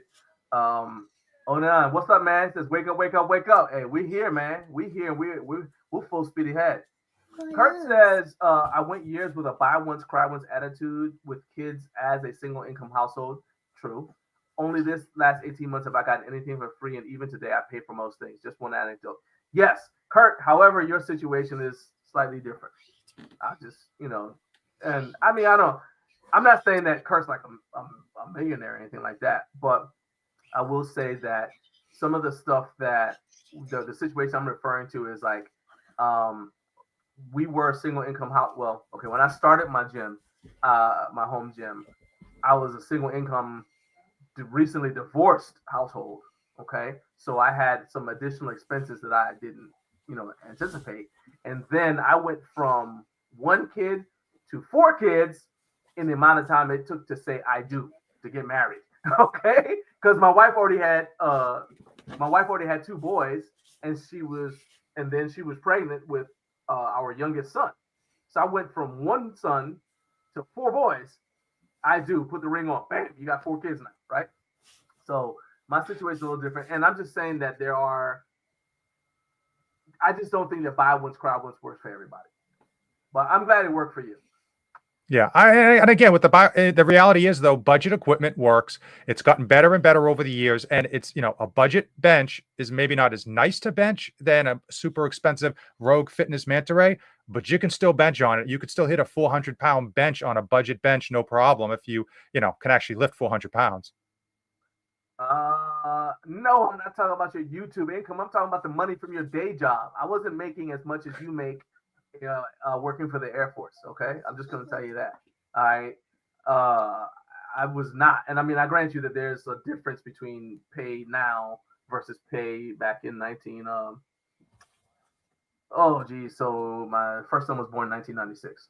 So adjusted for whatever. I'm not talking about. I'm talking about the money available. I didn't have that, and I'm saying that there are a lot of people in that situation. Now, I will say that if you're the kind of person who can save, if you're a saver, you can set money aside.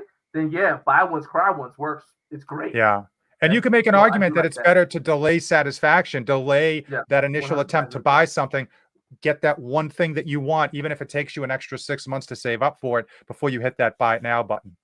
Yeah. So that's 100%. Now you kind of already answered this question, but I want to throw it out to everybody. So because these two topics have come up in the past week, and I found them intriguing. So one of them comes from the Home Gym Hub on Instagram, and it's which companies have lost your business forever and why. So you kind of already answered. Texas Power Bars is one of them. They're dead to me. Dead to me. So if you have another one you want to talk about, that's cool too. But I want to know from everybody watching, put in the chat, or if you're watching on replay, which companies that make gym equipment have lost your business forever, and tell me why. It could also be apparel. So fitness apparel, for example. What's the ones that make the jeans? Barbell. Is it Barbell Apparel? The ones that make the jeans? Listen, I wear dad jeans. I don't know these fancy jeans you're talking about, John. Well, so they make these jeans that supposed to like flex with you, and they're supposedly designed for people who lift. Anyway, so whatever. So it could be a company like that. It doesn't have to be weights, is what I'm saying. So anybody who's lost your business, but I want it to be fitness related. So don't tell me about the people who make your refrigerator. You're no longer going to buy from Westinghouse. I'm sorry, but my Samsung TV broke in the first month of owning it. No, just kidding. Yeah, that's what I'm saying. Like whoever. All right. So I think too, a lot of people kind of they have one bad experience with a company and they're quick to just say forget it. And I think that sometimes if you have a bad experience in it, it can definitely push you away from a company. Like I've had bad experiences with Titan, but I've had really good experiences with Titan. But and here's the thing: the reason I won't just cut Titan out underneath the knees is because when I had the bad experiences, they took the product back. They gave me a refund. It wasn't a question of like, well, you bought it, you own it. It was like, nope, this sandbag is horrible. It doesn't work. It's leaking already. I want a refund. Sure, here's your money. So I, in the interest of fairness, I got it because I'm really hard on Titan. I will say that I have heard people say that they're like, "Hey, yeah, it showed up missing, some very critical bolts or whatever." But I reached out to them; they sent me the bolts. So yeah, I would prefer the both showed up with the product, but at least they didn't do what Texas Power Bar did.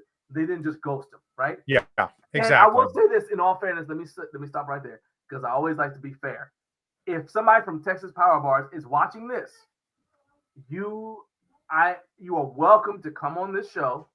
This is an open invite. Anybody who's gotten mad at me or I've had a conflict with who has a brand in any way.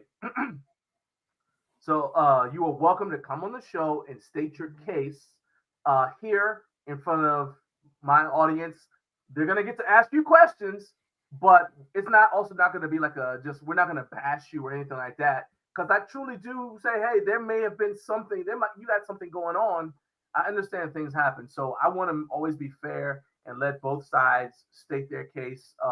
And again, that goes out to anybody.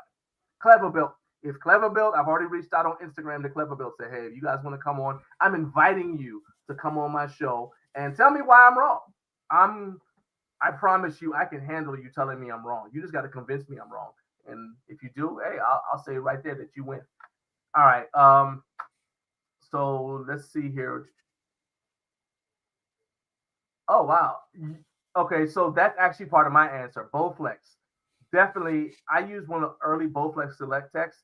It broke, and I was like, no more. Not ever. I don't care if you send it to me. Yes, people have offered, and I've also said no. Don't send that to my house. I said, don't cuss at me.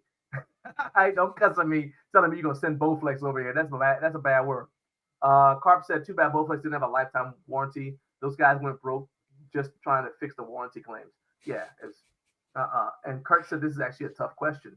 But I'll say that's another advantage of his approach too. If you take your time in buying stuff, then you do research a little bit more. So you probably are less likely to run into companies that are going to just kind of do you dirty. So that is that. Joyce said it isn't a bad experience. It is how the company fixes or acknowledges it. They will earn my money again. 100%. That is probably the best way to do it. Yeah, if you fix it and acknowledge, first of all, don't try to make me believe it's my fault. That's one. But then if you acknowledge it and then you fix it, 100%. In fact, I'm probably going to be an even bigger fan of you because now I see that, you're there when things go wrong. So yeah, 100%.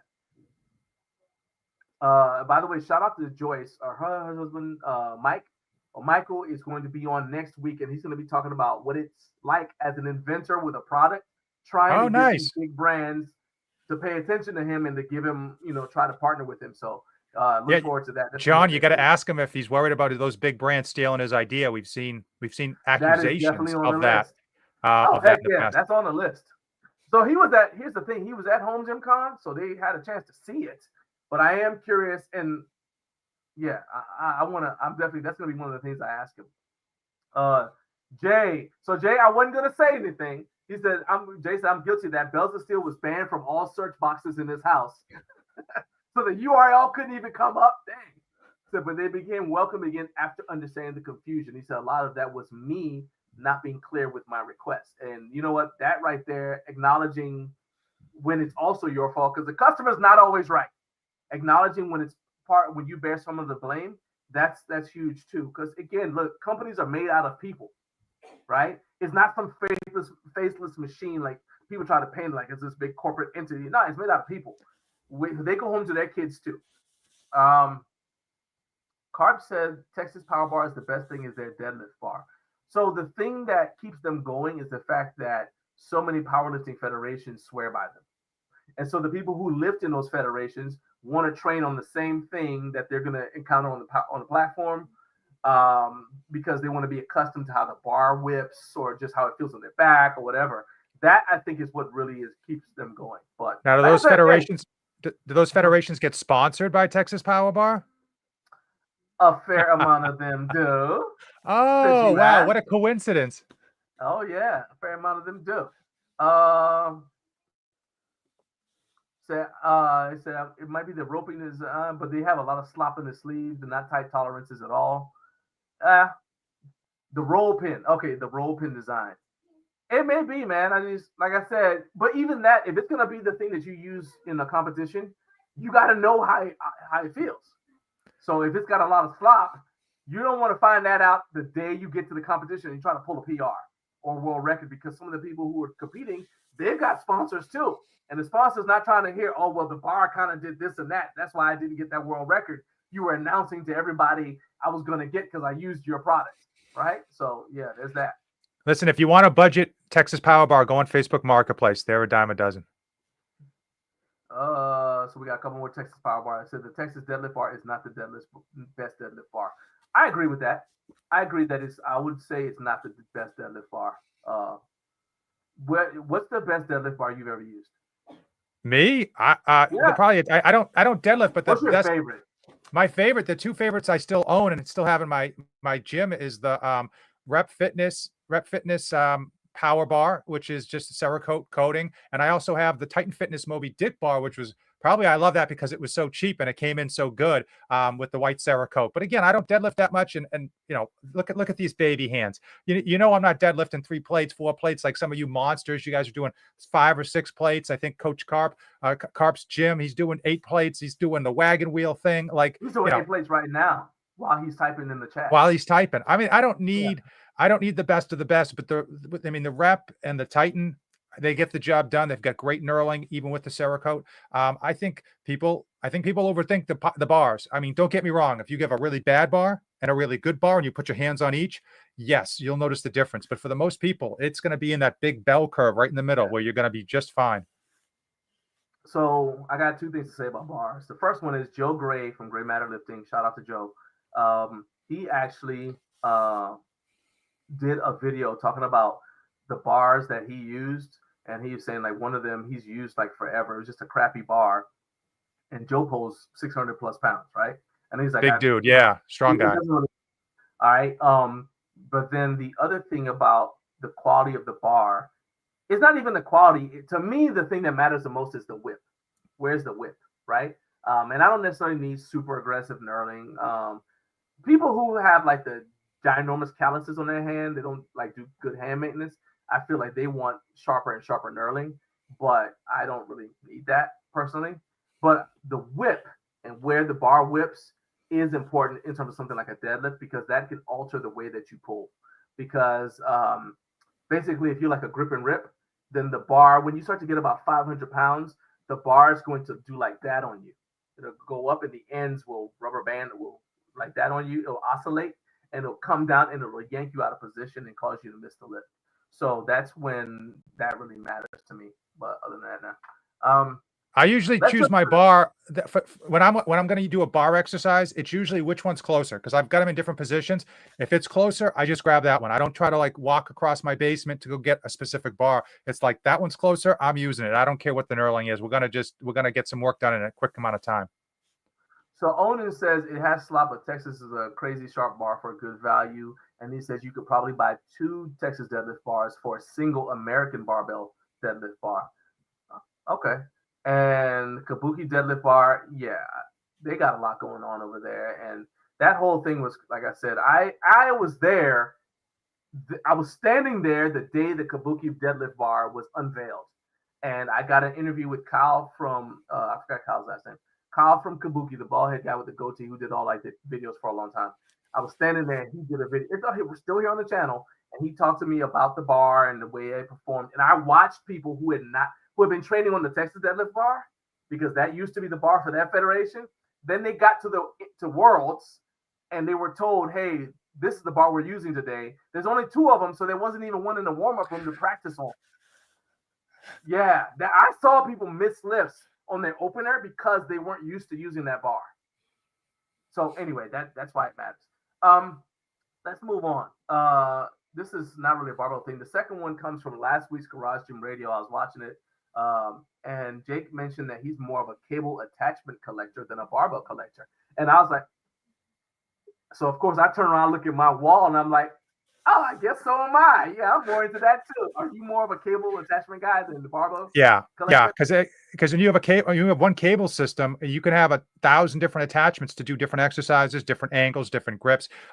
Much more convenient. They store easier. They don't cost as much, and you're probably likely to use them more often than 48 barbells in your basement. And for me, it's that I've got probably 3 different attachments, maybe 4, just that are specifically for triceps. because I'm gonna feel them differently. I've got two rope attachments. One's longer than I got the one from Gym Pin that's the tri grips is super long, and so I can bend over a little bit more. The movements I can do a little bit different. Then I've got a shorter one, and that's different too, right? So you can actually feel a significant difference with one attachment versus another. Whereas with a bar, I mean, well, I just told you the only thing that matters for me. Oh, okay, whatever. And then the bar thickness, I guess. Again, most people aren't going to notice the difference in the thickness because it's just one of those things that like when they see it on paper, they think they realize it. And yes, if you're really specialized and you're really like a power lifter or an Olympic lifter or a massive Division I athlete, you probably will notice the difference. But you and I, well, me, I'm not you. You're a man. You're a man's man. For me, I'm never going to notice the difference. I'm never chest hair growing right now. My chest hair is growing during this interview. But what I was going to ask you, and I want to hear from you guys in the chat, are you guys also, number one, are you more into cable attachments than bars? And for you, Jonathan, do you see that is the kind of one of the ways that the home gym community is going to be going, where you're going to have more people who are going to kind of be looking at cable attachments a little bit more and adding more cable attachments just for training variety to kind of a point that Joy said earlier? I mean, in terms of, I usually go towards like cable attachments, then it goes to multi auxiliary bars, and then barbells. Barbells get used the least in my home gym. And I think now that we see a lot of companies building out cable options for everything from your power rack to closets. I think GetRx has one that sits against the wall of all things. You're going to see a lot of people who can get those cable attachments and do a whole plethora of great exercises and feel them like they would at a local gym, and just get those attachments and boom, change out an attachment, you're on to the next exercise. It's like what you want at a local gym. You go to one machine, you go over to another machine. You don't have to like do this whole different setup process, and that's what people like. So I think we're going to see more cable attachments, and we're going to see more cable attachments being more common in local and people's home gyms, because it's going to be easier, it's going to be cheaper, and it's going to be more options to make sure that it can specifically fit your space. Just as a reminder, I want you guys to go ahead and subscribe to Garage Gym Life, but also subscribe to my guy NoFate 24/7. He's got awesome content. What days do you publish your content? Usually Tuesdays and Saturdays are my main videos, and I put shorts out on Sunday, Sunday, Monday, and Thursday, and then I do community posts in there. So it's a full week. It's a full week of amazement. Yeah, there's always something, yeah. Like I was doing you saw the video where I was.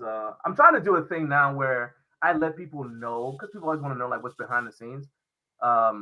So I try to like show like what I've got on, like when I'm training. So for example, in the past, you see a YouTube short of me lifting, right? But you don't know what I'm watching or what I've got on in the background. So now I've said, okay, well, a couple of times I'm going to change the camera angle so you can see what I have on. So I had the one video where I was, you were doing a review, and I had I was doing like dips and stuff like that. And I'm like, so I think it's just an easy way for me to shout people out, let you guys know that I am supporting you, I am watching you. Plus, I do try to comment as much as possible.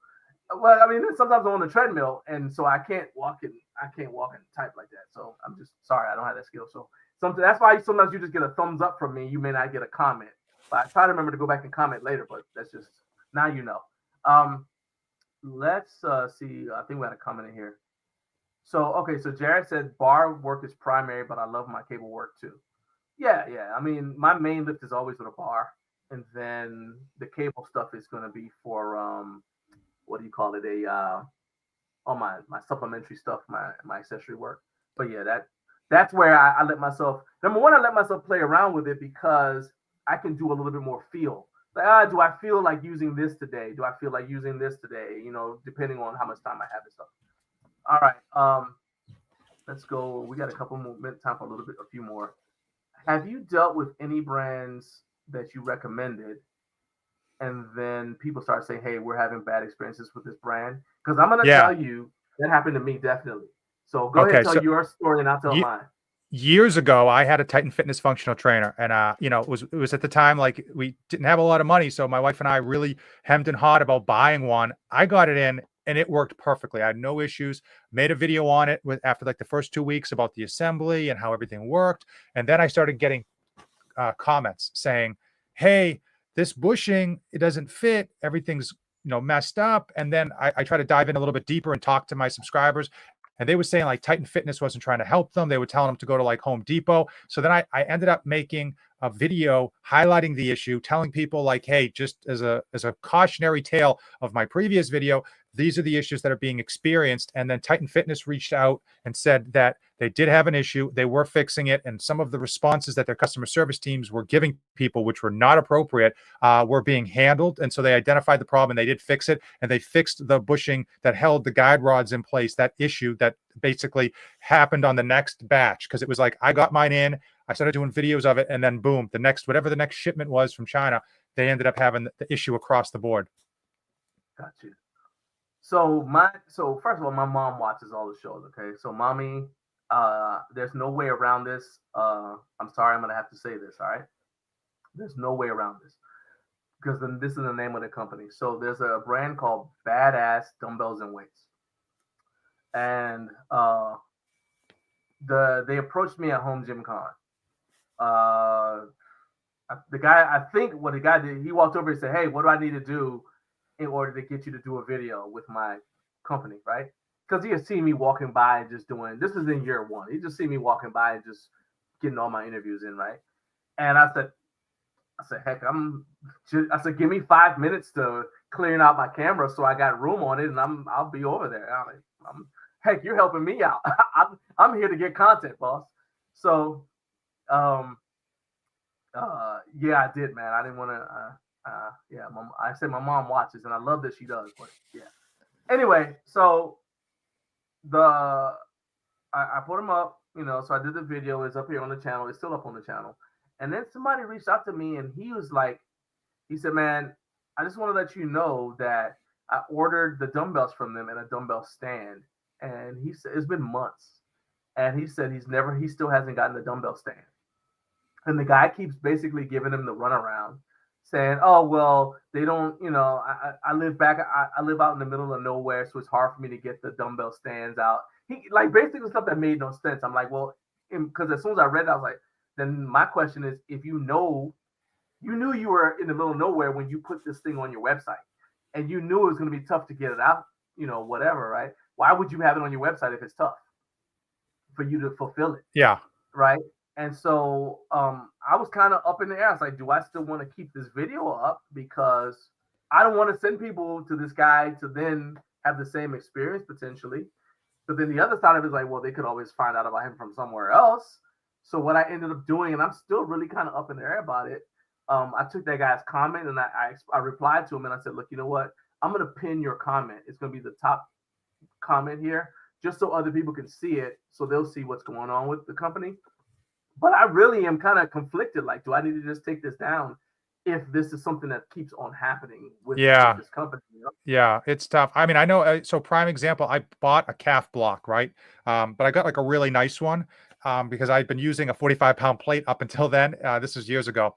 And I got it. It looked great, worked great. And I posted it on my social media, and Basement Brandon reached out and he said, just so you know, and I didn't know this at all, that company actually like essentially ripped off someone else's design. And that company was specifically known for basically just copying people's designs like verbatim.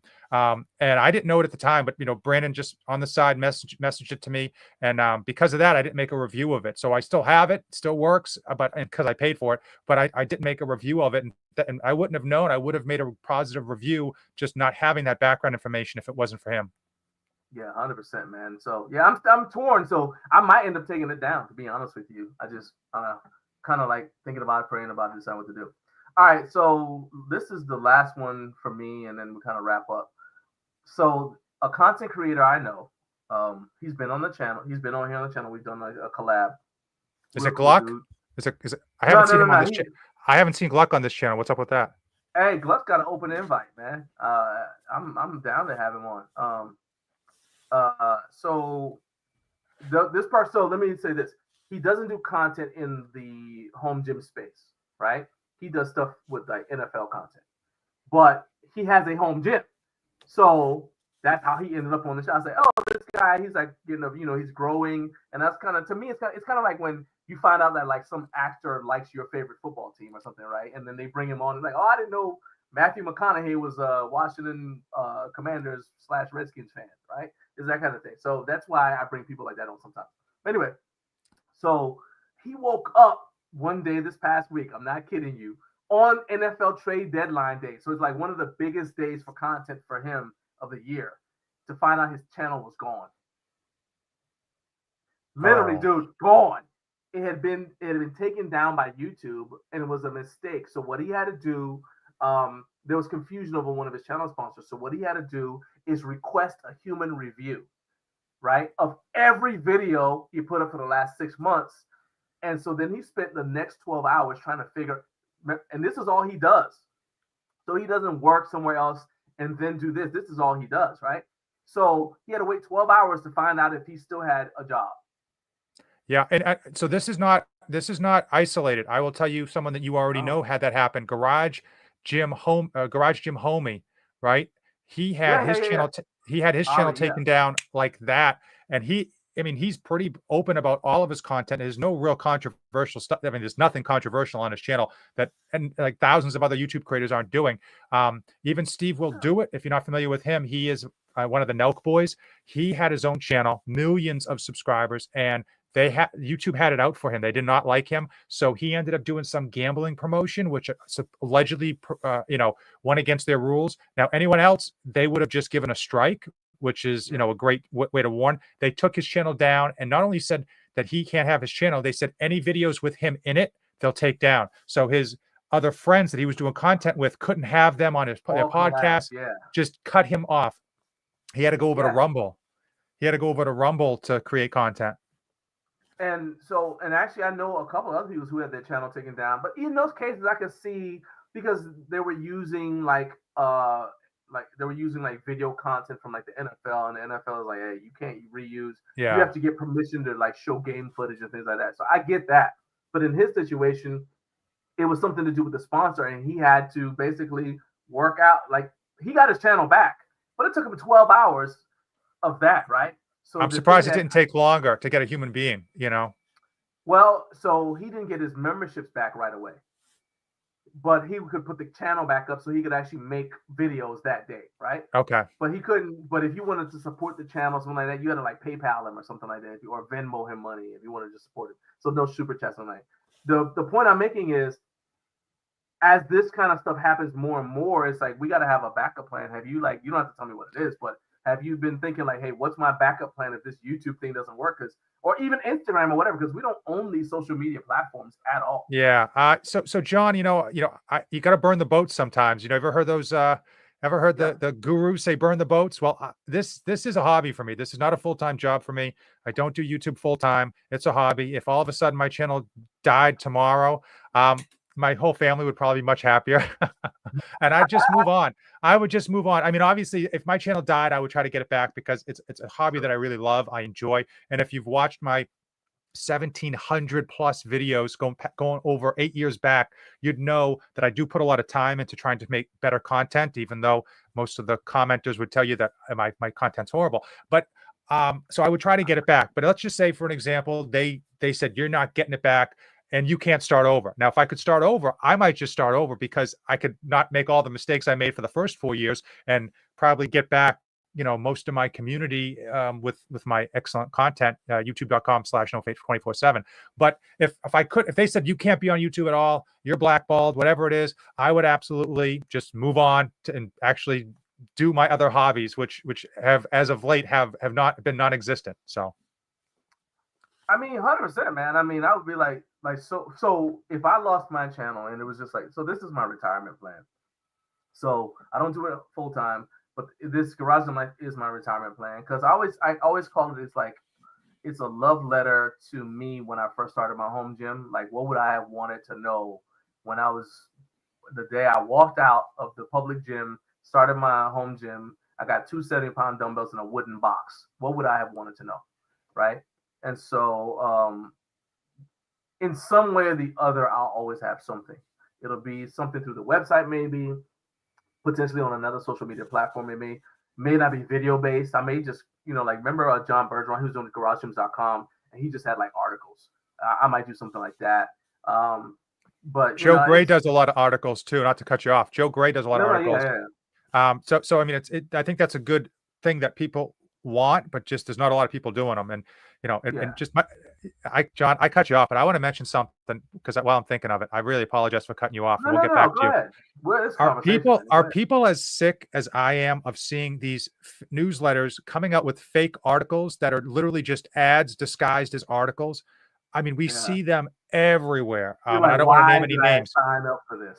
And but here's what I want to know is, do people fall for this? Do they fall like top 10 adjustable benches? And here are all the affiliate links that I have. Not one of those top 10 is one that I don't have an affiliate link to, right? Top 10 pre-workouts, top 10 shoes. You've got people reviewing running shoes who don't run. It's like the most comical thing, but are people falling for it? Is it a Google AI thing that it gets into the algorithm and the SEO and people are clicking on the link so it works, so people do it? I get so sick of seeing that. I'll tell you one part of the problem is that I don't know if you get it or not, but I get emails all the time from people who say, hey, I'll create something with backlinks to increase traffic to your website. And you're like, hey, that might be good for me. If you don't know any better, you're like, all right, sure. It's an article I don't have to bother writing. I don't have to put any effort into. I can just look at it and put it up. I think that's part of the problem. But for me, it's like, I think it's like anything else. When people start paying attention to it, you see like the wheat gets separated from the chaff and the cream rises to the top, as I mix as many metaphors as possible. This is a good question. All right. I'm curious to know what you guys do for a day job that gives you so much time for YouTube as a hobby. All right, 619 driver. This is how you do it. Okay. You take your job, you do your job. Now, when you're done with your job, rather than sleep, rather than have a hobby, you just start creating content. Okay. You start editing, filming, writing up scripts. You start posting on social media. You do all of that in the time that you would normally sleep, eat, and do other activities like spend time with your kids. You do that for a few years, you're going to be right where we are. Yeah, and so I'll say this, like everybody's got something that they do on the weekend. So for me, I work at night. So I work 12-hour shifts at night, and I specifically chose a job where I was working like that. So then I get about 2 days off extra. So I get Saturday and Sunday. Well, no, I don't actually. I have to work my work day. My work week starts on Sunday night. Okay. But I did that on purpose because that way my weekend starts on Thursday because my work week starts on Sunday, right? Yeah. So, for example, I just told you I love the NFL. I love watching football. A lot of times I don't get to watch the games at home because I'm heading to work, right? I get to listen to them, or I've got the YouTube, the Sunday Ticket now. So I'll have it like on my phone or something, but that's part of it right there. And then a lot of my stuff, man, is just pre-planned. So I do a lot of my stuff in, I don't know if you know the concept of batching. So I'll do as much stuff on a Saturday as possible, and then I schedule it. So just because you see something go live on a Tuesday doesn't mean that I shot it on Monday, right? Another thing I do, John, that people don't realize is, now take your vacation days, okay? 619 driver. Let's say you've got 15 vacation days. You take 5 of those, you spend them with your family. The other 10 vacation days, you take off to make content. So I took off. Yesterday, I took off to make content. I'm taking a half a day off today of my job to make content, and I'm just using the time that I have. It's we all have the same amount of time. You can sit around and complain, which is what a lot of people do in the comment section. They're like, "Oh, I wish I got equipment for free," and it's like, you don't even understand the time. It's just the most comical thing. They're like, "Oh, I got one guy telling me I'm not going to be as good as Coop and Glock," which I'm like, I'm not as good as them. I don't know what to tell you. It's not like I'm trying to be better than them. If you don't like it here, I know how you can find their channel. You can go be their friend. Go ahead. Bye. I just so comical. Everyone thinks it's easy. I don't know. I just, if people knew the amount of time that I was taking to put into these videos, they would really question my sanity in terms of the actual views that I get on the video versus the time it takes to make the videos. I mean, sometimes my thumbnails will take me hours. Like it's like in the video, it's like, it's crazy. And then, and there's too, like I just told you, like that's part of what, like I wake up, work out, and go. So I'm filming my YouTube shorts, for example, while I'm doing my actual sets. I'm not spending extra time on that. That's part of why I don't take YouTube shorts from my other content, even though people tell me, hey, you should take your live stream, cut it up into shorts. I'm like, yeah, but I don't have time for that. Yeah. Right? It's the time factor. It's 100%. Yeah, my YouTube shorts are going to be a video from when I'm working out. because I'm going to film my squats anyway to make sure I hit depth. I'm going to film my bench anyway to make sure my butt didn't come up, to make sure the bar wasn't uneven, because I still film stuff as if I'm competing, because I'm going to go back to competing. And I'll tell you that if I weren't doing this, I would probably be competing in powerlifting again, because I've got some goals related to that. Quick question, because we're running out of time here. So do you feel like YouTube Shorts are a good thing or a bad thing? I think they're like money. It's a neutral thing. It depends on how you approach it. What do you think? I think they're a bad thing for the content creator, because one, we have to do it. It's something that YouTube's pushing. I think they did a good job by allowing you to link back to a longer form video. But in the end of the day, it's such a clickbait thing that oftentimes, you know, you don't get very many views, and the payout for those views is like less than a penny. So like if I get 1,000 views on a YouTube short, I'm not even getting a penny. So and even though you see a short is like 40 seconds, it's a lot more. Some of us are taking a lot more time to put those shorts together. And I just don't think the time investment is worth it, you know, so. I will say that the benefit of YouTube Shorts is they make your channel grow faster. So we were talking earlier about me when I was trying to get to 20,000. And the thing that pushed me up there was a YouTube short that got several million views. Oh, and okay. My channel just jumped. But here's the frustrating thing. I don't know what made that video so popular, because I made some other ones just like it and they didn't do anything. It's the worst thing ever, right? When you like trying to like, you know, capture that lightning in a bottle again. It's like, hey, I know what this is. No, I don't. All right, man. Look, shout out to the Mountain Time Zone. But before I let you get out of here, you got my guy Jonathan from NoFate 24/7 here, and I want you guys to go ahead, hit like, hit subscribe.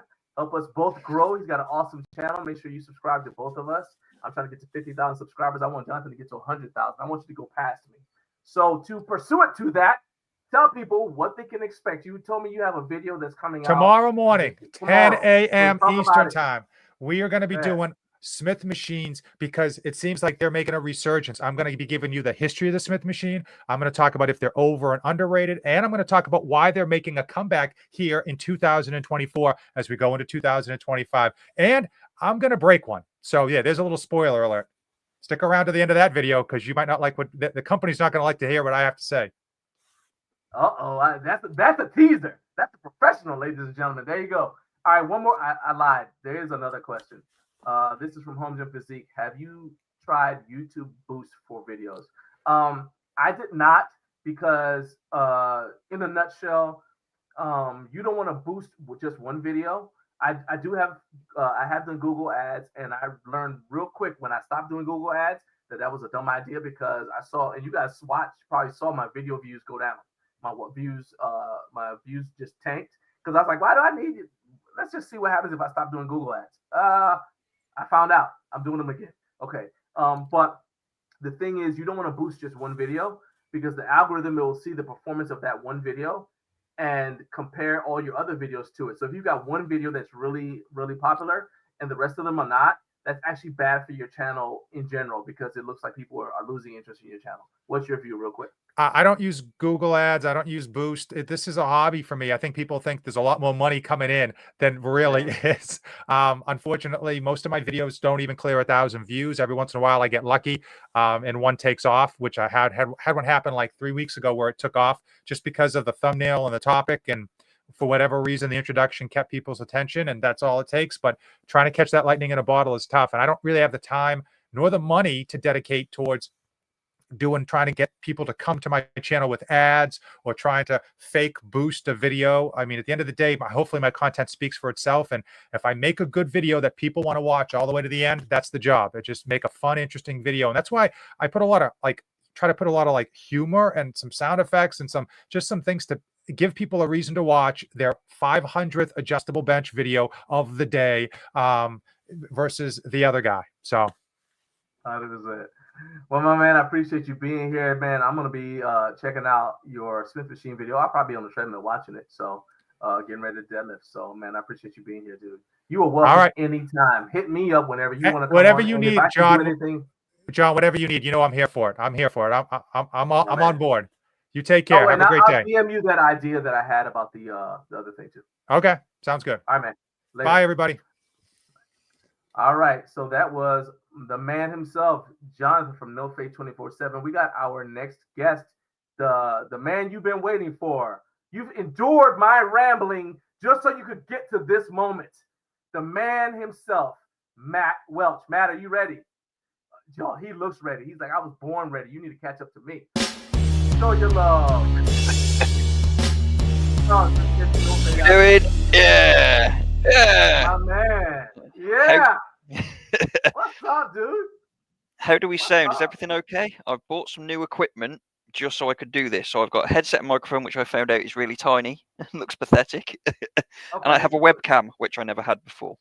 I see that. So the webcam is funny because like when you get one of those, it's like like my camera's right here, right? Yep. But if I want to look at you and see you as you talk, I have to look like that.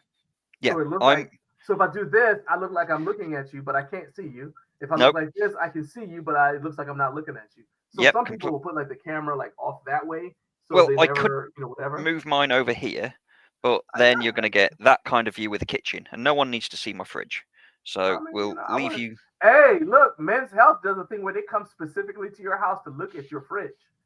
There's not much in there. Show me your gym in your fridge. I want to know. Hey, I'd rather look at you in the Rocky poster. That's fine. Yeah. All right. So let's go ahead and have you, man. You're awesome, my man. Yeah. Hey, shout out to all 250 plus viewers who are watching right now. Thank you so much for being here. I'm gonna tell you right now. I'm gonna keep saying it. Hit like and hit subscribe if you haven't done it already. Let's make this thing grow. All right. Let's make this as the kids say, make it shake. All right. So Matt, it's awesome having you on here. You've been a big supporter of the channel. Actually, even before we were only on YouTube. So let's begin with the most important question, and I've got something that kind of relates to it, because I need to know, kind of like, let's see if I got this thing here. Why exactly? Well, first of all, how big do deer get in over there where you are? Let's start. Deer. A full-grown stag could be anything. You're talking full-grown, 6 to 7 foot for a full-grown stag with antlers. Okay, 6 to 7 foot. And can you tell me how much do they weigh? I mean, is this like? I know you're gonna have to do some conversions. All right, the little bit of the kilos to pound conversion thing, but you can tell me in kilos and I'll convert it. And I have a very good reason for why I'm asking this question, as people will see in a moment. For the big boys, maybe reaching 200 kilo. 200 kilo. So 440 pounds. Yeah, roughly. 440 pounds. Okay. So now that we know that, so it's a 6 foot, 440 pound animal.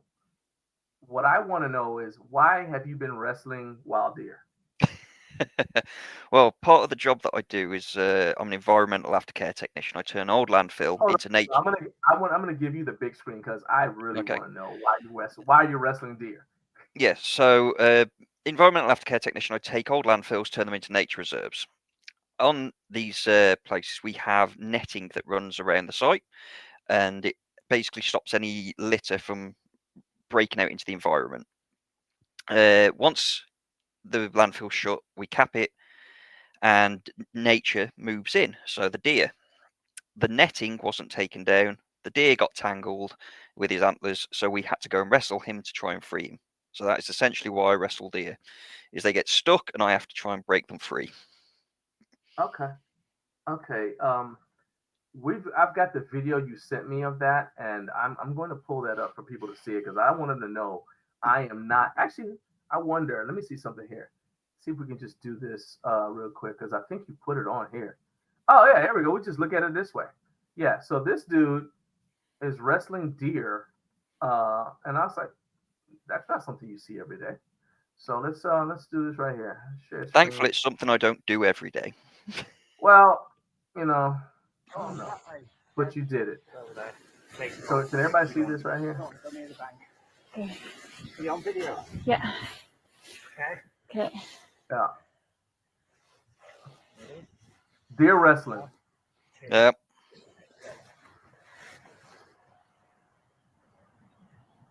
So this is the aftermath. This is after the deer, the match is over.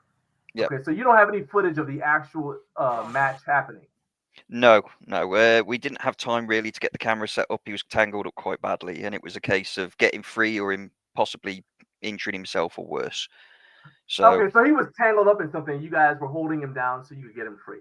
yeah, he basically had what was like 10 meters of rope, essentially tangled around his antlers. So we were trying to pull him in while he was trying to pull away. Then halfway into us getting him close to us, he decided to charge instead of pull, and we had to grab him by the antlers and twist him to the ground. So that was entertaining, being charged by a deer that big. Oh yeah, I mean, now you know that in my head that's not what happened. When you're talking about wrestling deer, I was like, I'm picturing you like coming off the top rope, it's going past you, and you like tackling the deer, and I'm like, Matt, get a TV for your house. Full German suplex. Okay, well then that's fine. Make him humble. Joyce, hey, thank you so much for being here. I will see you and your awesome husband next week on the show. And thank you once again for being such an awesome supporter, Joyce, and for being so active in the chat. So I hope you have an awesome day and an awesome weekend. All right. Yeah, so it says Khabib wrestling a bear was in his head. That's what Jay said. Like Khabib wrestling a bear. Well, so Khabib was a professional fighter. So Matt's still in the amateurs. You got to work your way up. There are levels to this, okay? You don't just wake up and say I'm gonna go wrestle something. Well, do you? Just wake up and say I'm gonna go wrestle something? Okay. I started off with cats and dogs and progressed. Okay.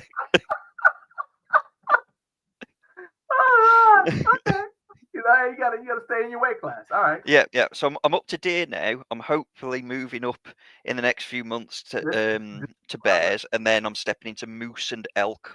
When you get to moose, I'm gonna need that video.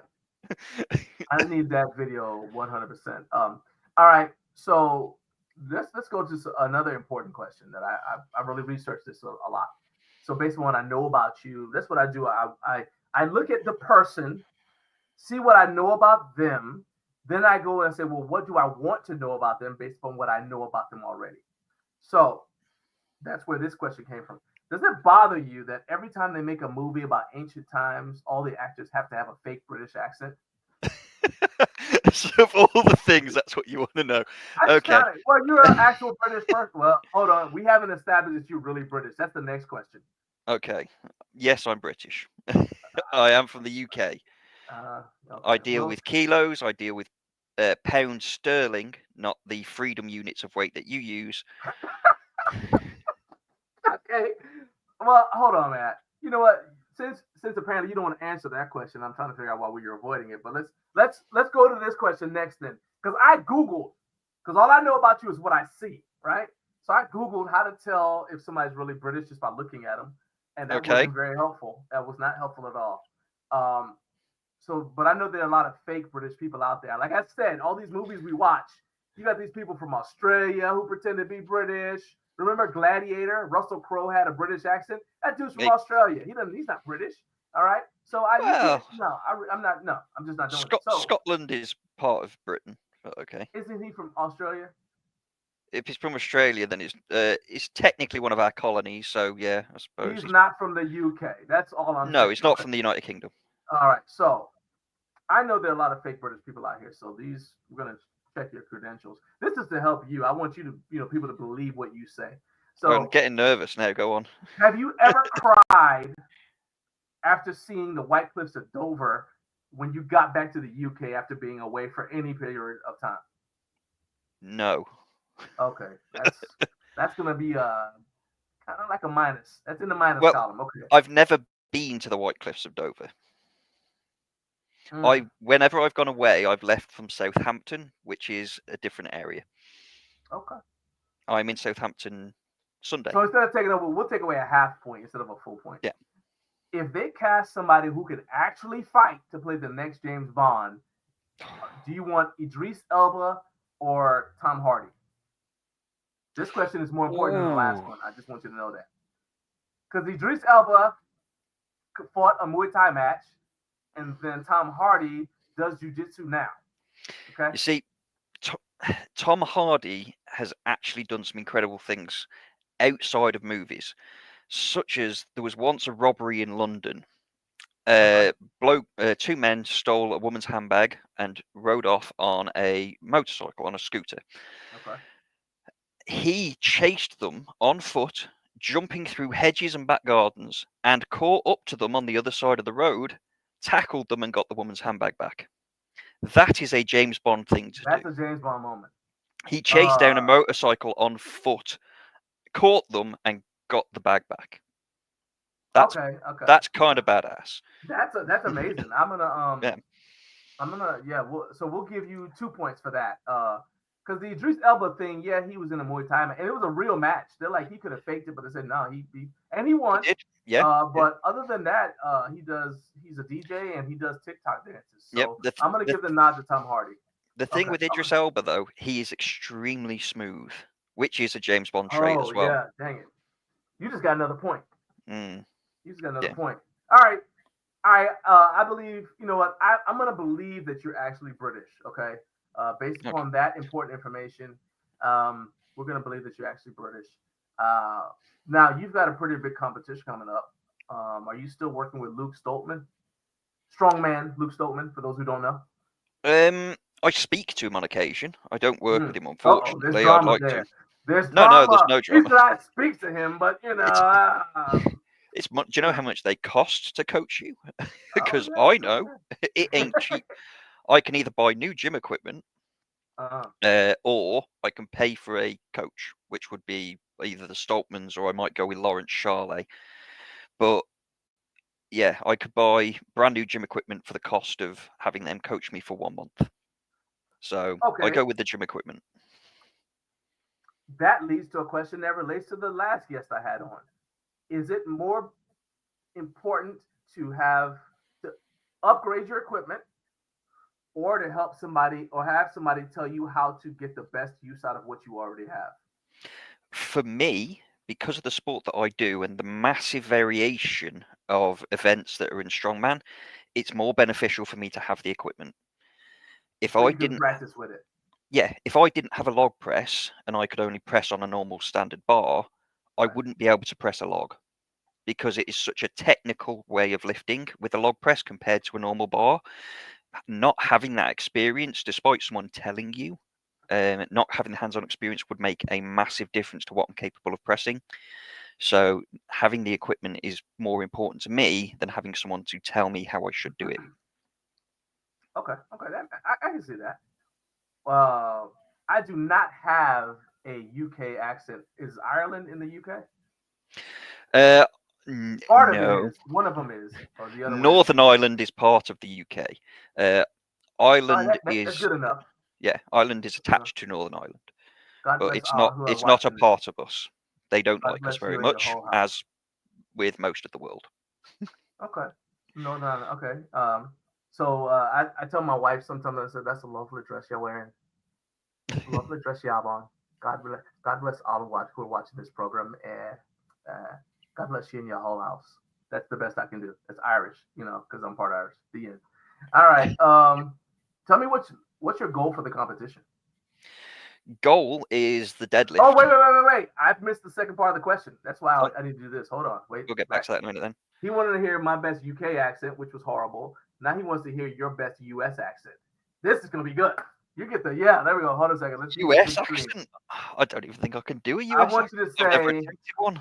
I want you to order a Big Mac and fries with a US accent. I couldn't even do that, to be honest with you. I've never attempted a US accent. Ask us where the bathroom is. Yes, we say bathroom. We don't say water closets, and we don't put water in our closets. And the loo, we don't do those things. Bathroom. I have the stereotypical one of the New Yorks that I can give you. Go ahead. I'm walking here. There you go. Yeah.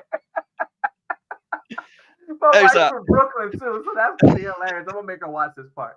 Oh God, it's horrible. I love it. So that's gonna be kind of like a minus. That's about as good as I can get. Man, that's good enough for me, man. All right. So what I was gonna ask you is, what's your goal for the competition? Because this is you at the Arnold was this last year? That was the Arnold's this year, the amateur Arnold's. So you did 440 pounds 13 times. 13 reps, yeah, on that one.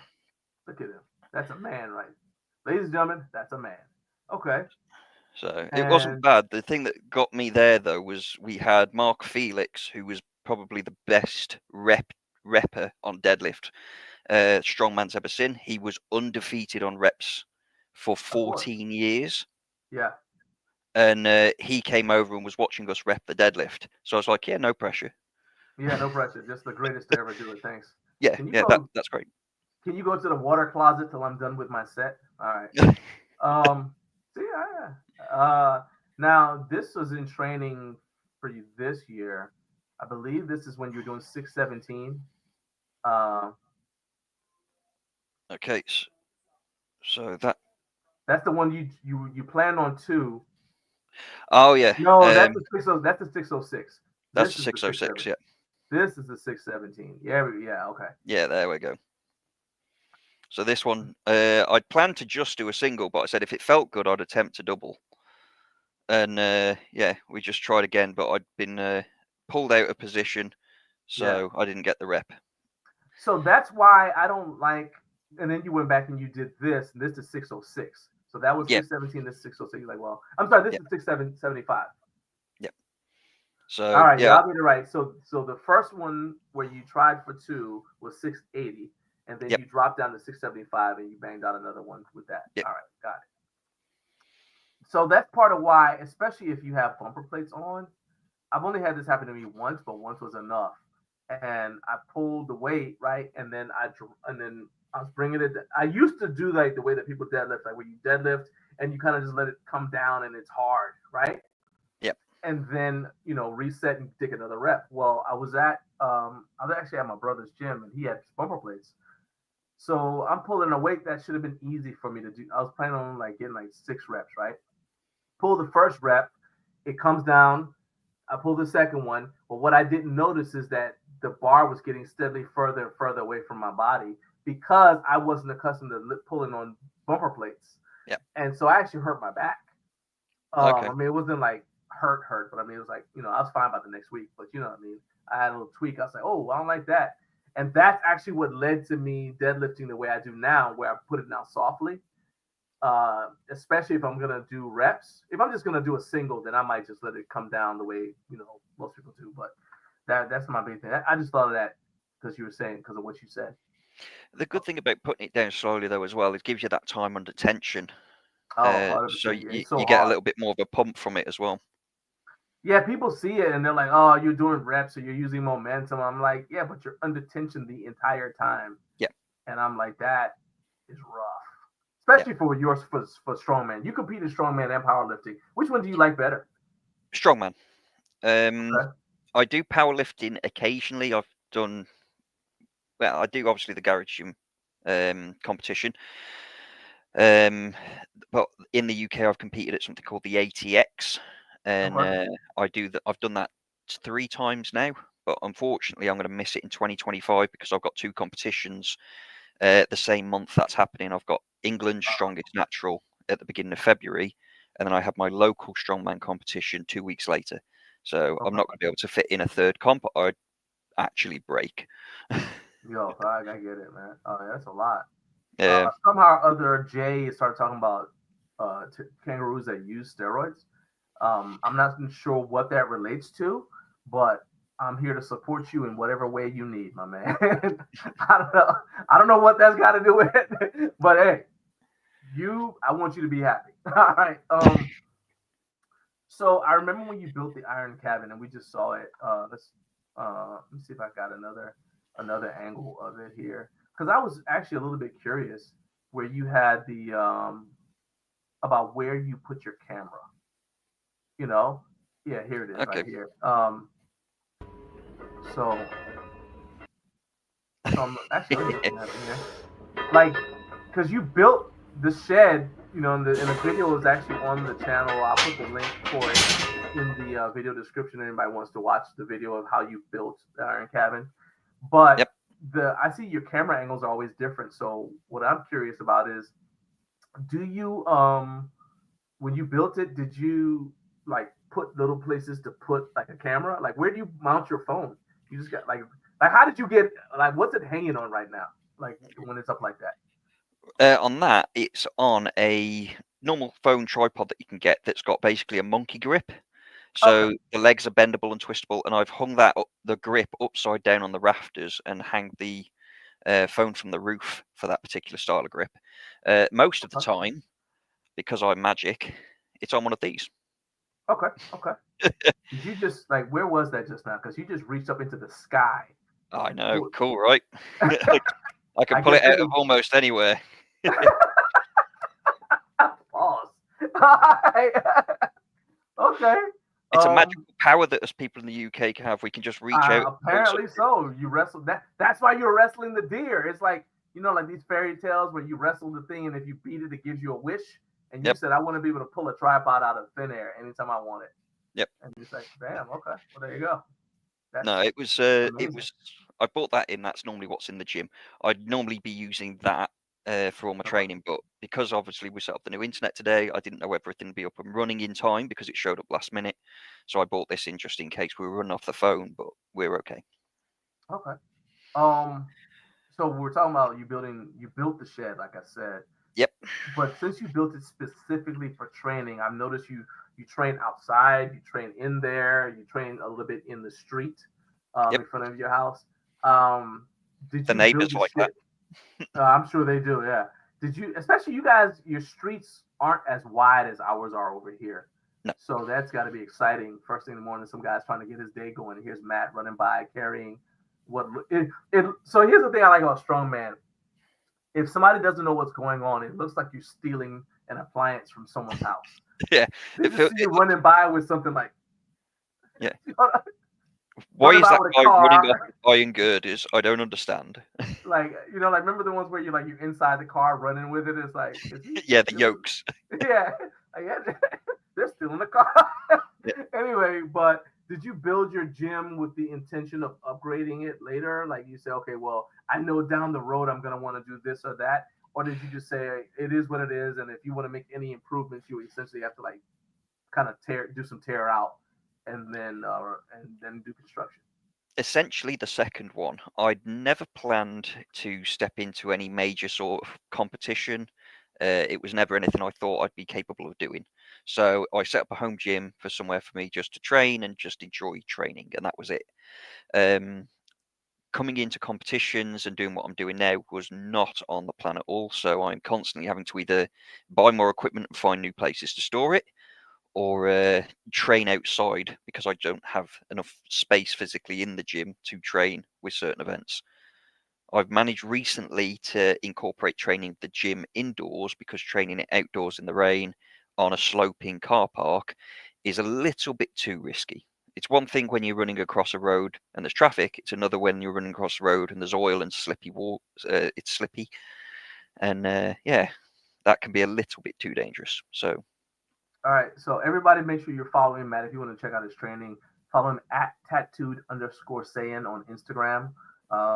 that I follow that way, you it's pull, mirrored. There it is. yeah, you pull you train pretty much 5 days a week. It looks like uh, 4. 4 days a week. Okay, so he's always putting up content up there. So he's a really good follow on Instagram. Make sure you guys are following him. Um, you mentioned it before because normally you're in the live chat like you were earlier, but I want you to break it down for anybody who is new here, and we've got like 245 people watching right now. Shout out to all of you guys. Where did you get? You're in the UK, so we're pretty much familiar with what's over here. So where did you get most of your equipment? So Um, majority of my equipment that I have is mirror fit. They're the main ones that I've got for my yoke, my power frame, the bars that I use. A lot of the plates that I use are all from mirror fit, as on my dumbbells rack. There are other companies that I've used as well. I've had Atlas stones and platform made by a company called BTB Sleeves, who are a fairly small company here in the UK, but they make a lot of natural and obscure strongman equipment. So I've had my stones off them. I've got a new one coming actually in the next couple of days, and they Okay. made my sleeves as well. And then I get So they're my called BTB. BTB, Bravo Tango Bravo All right, sleeves. hold on. BTB sleeve. So I'm gonna look them up, give us some free publicity, I guess. Oh, okay, I see it. BTB Yep. stone sleeves. Yeah, I'll go ahead and I'm not obviously not getting paid by these people because I just found out about them like 38 seconds ago. All right, so is this them? Yep. All right, all right. What exactly is Mercia? Is somewhere in England. I know that Mercia, because yep. that's I live in the area of West Mercia, okay. which is the So a West lot of my Midlands. knowledge about England is based upon watching old period dramas and things. Okay, so I'm like, Yep. all right, so Mercia. Okay, I remember who was the king over there. All right, cool. All right, so they've got this stuff here. See, so they got sleeves, lifting gear, Atlas stones. Okay, so you can pre-order. Yep. And so these are like basically they have like the stone. Do they send you the stone mold, or do they send you the actual stone? They send you the actual stone. They make everything, and then they'll send it through to That's you, and it's actually pretty interesting. customizable as well. Hey, I don't know if Kurt Locker is still on here, but can you see this, Kurt? It's the loadable Atlas stone. That looks kind of interesting. They are interesting to lift. It looks like it because it's like you basically only have the bottom part of it Yep. available.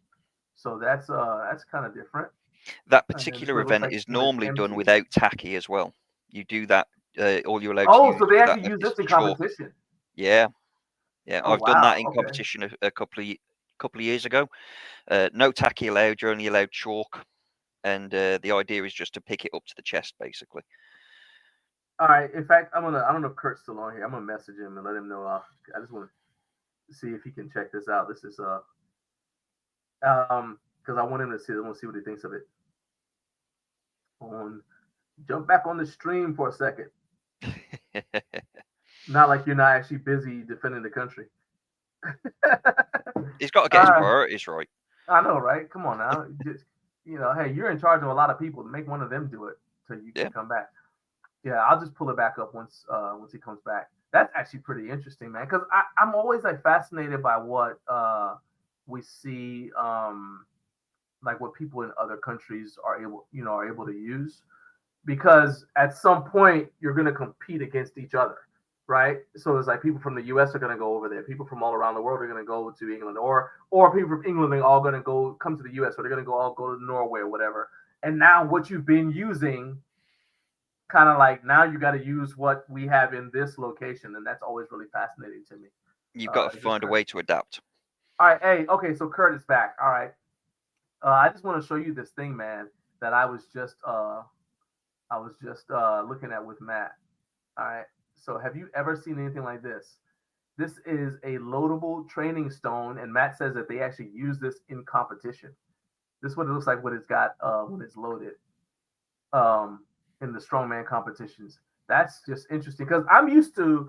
You're familiar with the Mike Bartos Power Center stone, the Stone of Steel?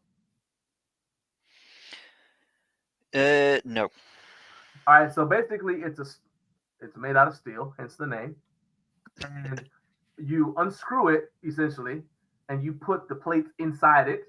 Oh, and you close it, and then you screw it back down to be closed. Yeah, the loadable Atlas stones. Yeah, we have those here. Yeah. So it's called Stone of Steel, and then obviously the difference though is that even with this a little bit is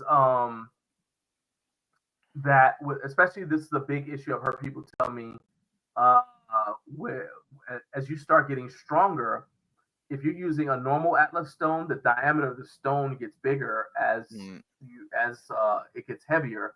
With the Stone of Steel, it's the same diameter as it gets heavier. So a lot like so you can't really use it to prepare for stone competition with a normal Atlas stone. So Kurt says he said that's pretty dope. He said I've seen versions that are cable attached before from Mabel Strength, and he has a Stone of Steel. I saw his Stone of Steel at Home Gym Con, the first year of it, I think. But yeah, I just thought, that's the reason why I asked you to come back, because I figured you would think that's pretty interesting to see. All right, let's see here. So let's go ahead and stop sharing there. Now you had some other unusual places. Didn't you get your log from like a tanker company or something like that? I got one of my logs from a tanker company, yeah. It was when I was first looking at stepping into doing strongman. I had a log event coming up. I didn't have the equipment to train it, so I worked next to a tankering company.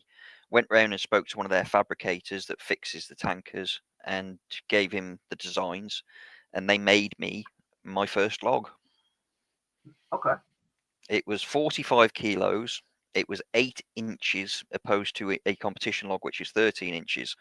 But that was Wow. down to my inexperience. I jumped online, found the specs of a log that I assumed to be correct. And it turned out what I'd essentially got was the specs for the size of a woman's log. Okay. Or a junior log. And Right. yeah, so I got them to make me log. It's still in the gym. I still have it now. Nice.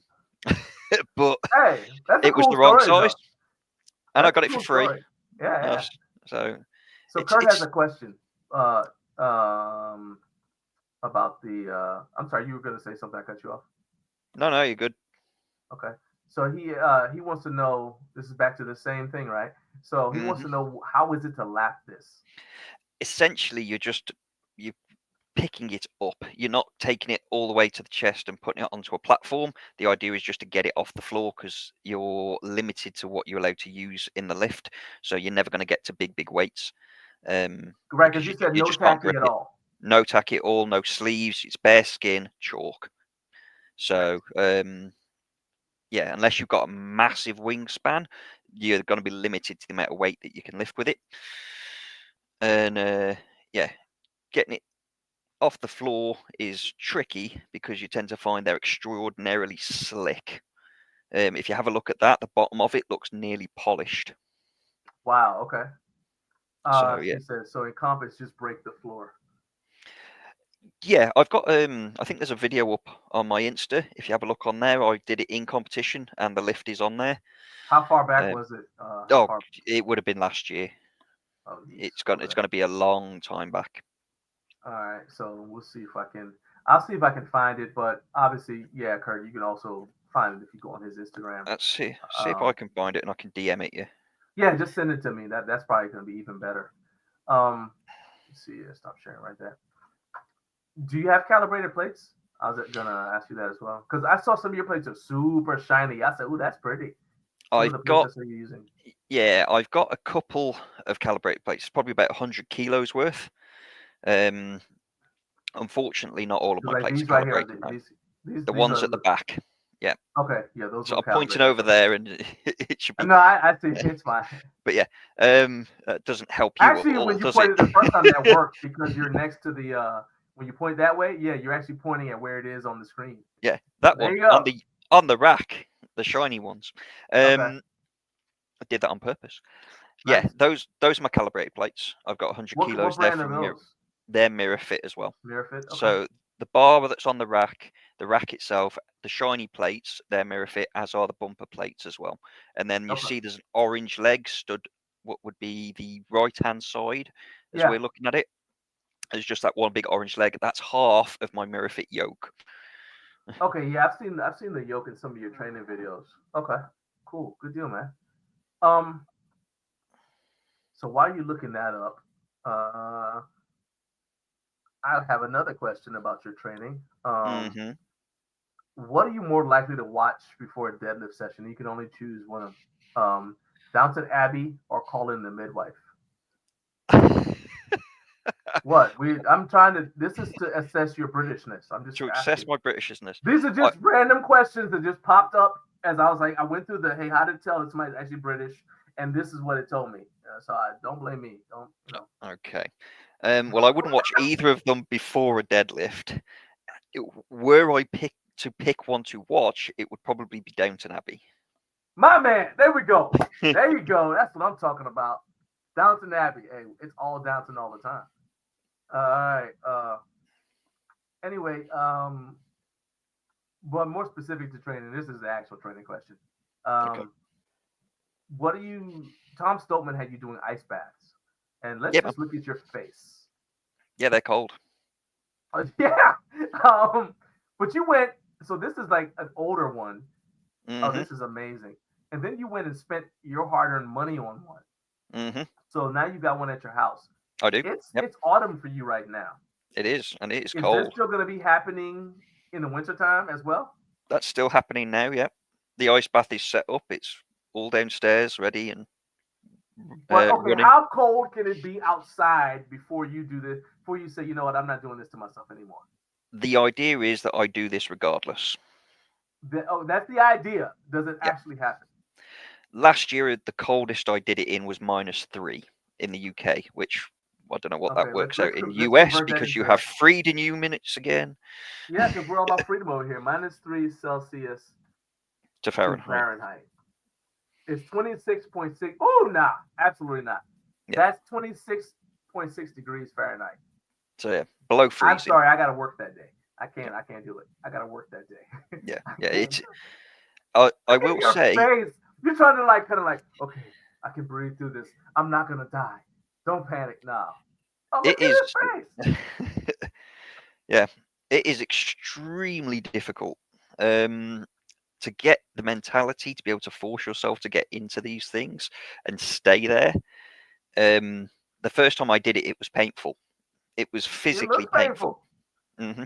It looks awful. Now I can manage probably 5 to 6 minutes, and then it's a case of I get bored. I'm not cold, I'm just bored.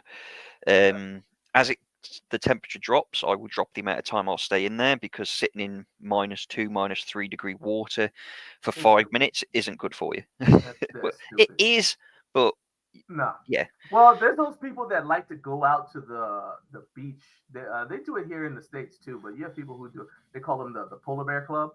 Hmm. And then I think you guys have something like that in the UK as well, where people just go down to the beach and they'll just be out there before dawn, just getting this ice cold water in the middle of winter. And it's just like absolutely freaking not, man. I mean, I'd have been a summertime Viking. I couldn't do it. I'm Luke, not doing it. You will not Luke's, get invaded between this month and this month. Okay. See you next summer. All right. I'm just not doing it. yeah. Luke Stoltman is one for that. He will be out in the sea, in the North Sea, in -10, -15. So yeah, that's blisteringly cold.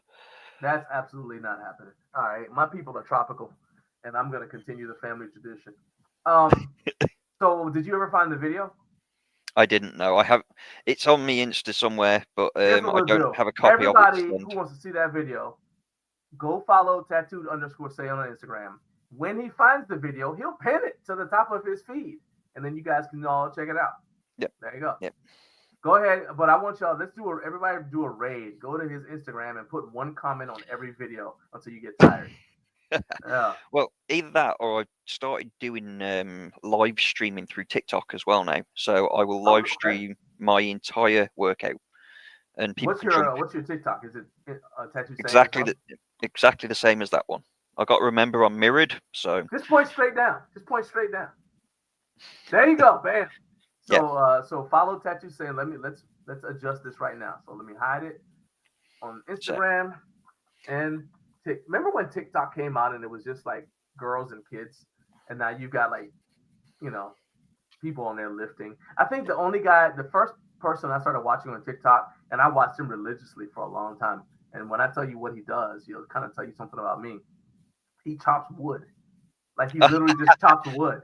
I already know who you're on about. You're talking about, he just chops wood. Yeah. He's like, okay, I'm gonna split this piece of wood. He takes his maul and he just starts chopping it, and it goes so fast. I'm just like, whoa. Yeah. Yeah. Before I He is know the it, thirst trap for all of the ladies. Dude, I've been on there watching. It's like 20 minutes long of watching this dude just chopping wood into smaller pieces of wood, and I'm like, what am I doing with my life? Well, I don't watch it all the time, but they'll like come up. I'm like, next thing I'm like, oh, look at this one. Then I show my wife, she's not interested. And I'm like, what's wrong with you? You don't see how fast he's doing this? Because when I picture myself trying to do it, it goes terribly wrong. Yeah. Yeah. Anyway, so I sympathize with that. Speaking of live streams, will your competition be live streamed so we can watch it and cheer you on? Yep, I've just found. The link? I will put the link. If you give me the link, I'll put the link in the video description. And when's the competition? It's Sunday. It's this Sunday. Oh It's yeah, so definitely I'll put it in. I'll put it everywhere, and in fact, I'll even share. Is it on going to be streamed on YouTube? it's going to be streamed on YouTube. Yes. All right. So what I'll do is I'll do a community post so that the link for that is also in my community post because I want to make sure that we can go on and cheer you on. Yeah, thank you, Jared. Thank you. Jared said lumberjack athletes are no joke, strong, coordinated, and quick. Thank you. Exactly. That's the point. It's like if you've ever had to chop wood or do anything like when I worked for the power company, I would have to climb poles and stuff, right? So if I see a competition where somebody's climbing poles and they're going super, they look like squirrels, man. I'm looking at them like that's crazy. So it gets my attention. But yeah. All right. There you go. I've DM'd you the link. So that will take them to the page for the group that are holding the competition. And they're actually the ones in charge of all the records as well. Okay. So copy the link. All right. So here is the link. Everybody cheer. Do you know what time it'll start? Your time? UK time, it's going to be around about 10 a.m. So it's going to be extremely early over your side, unfortunately. You're probably going to be the first lifts will be 5 a.m. for when you normally start your wake up. Okay, so hold on. So it's going to be 5 a.m. our time or 5 a.m.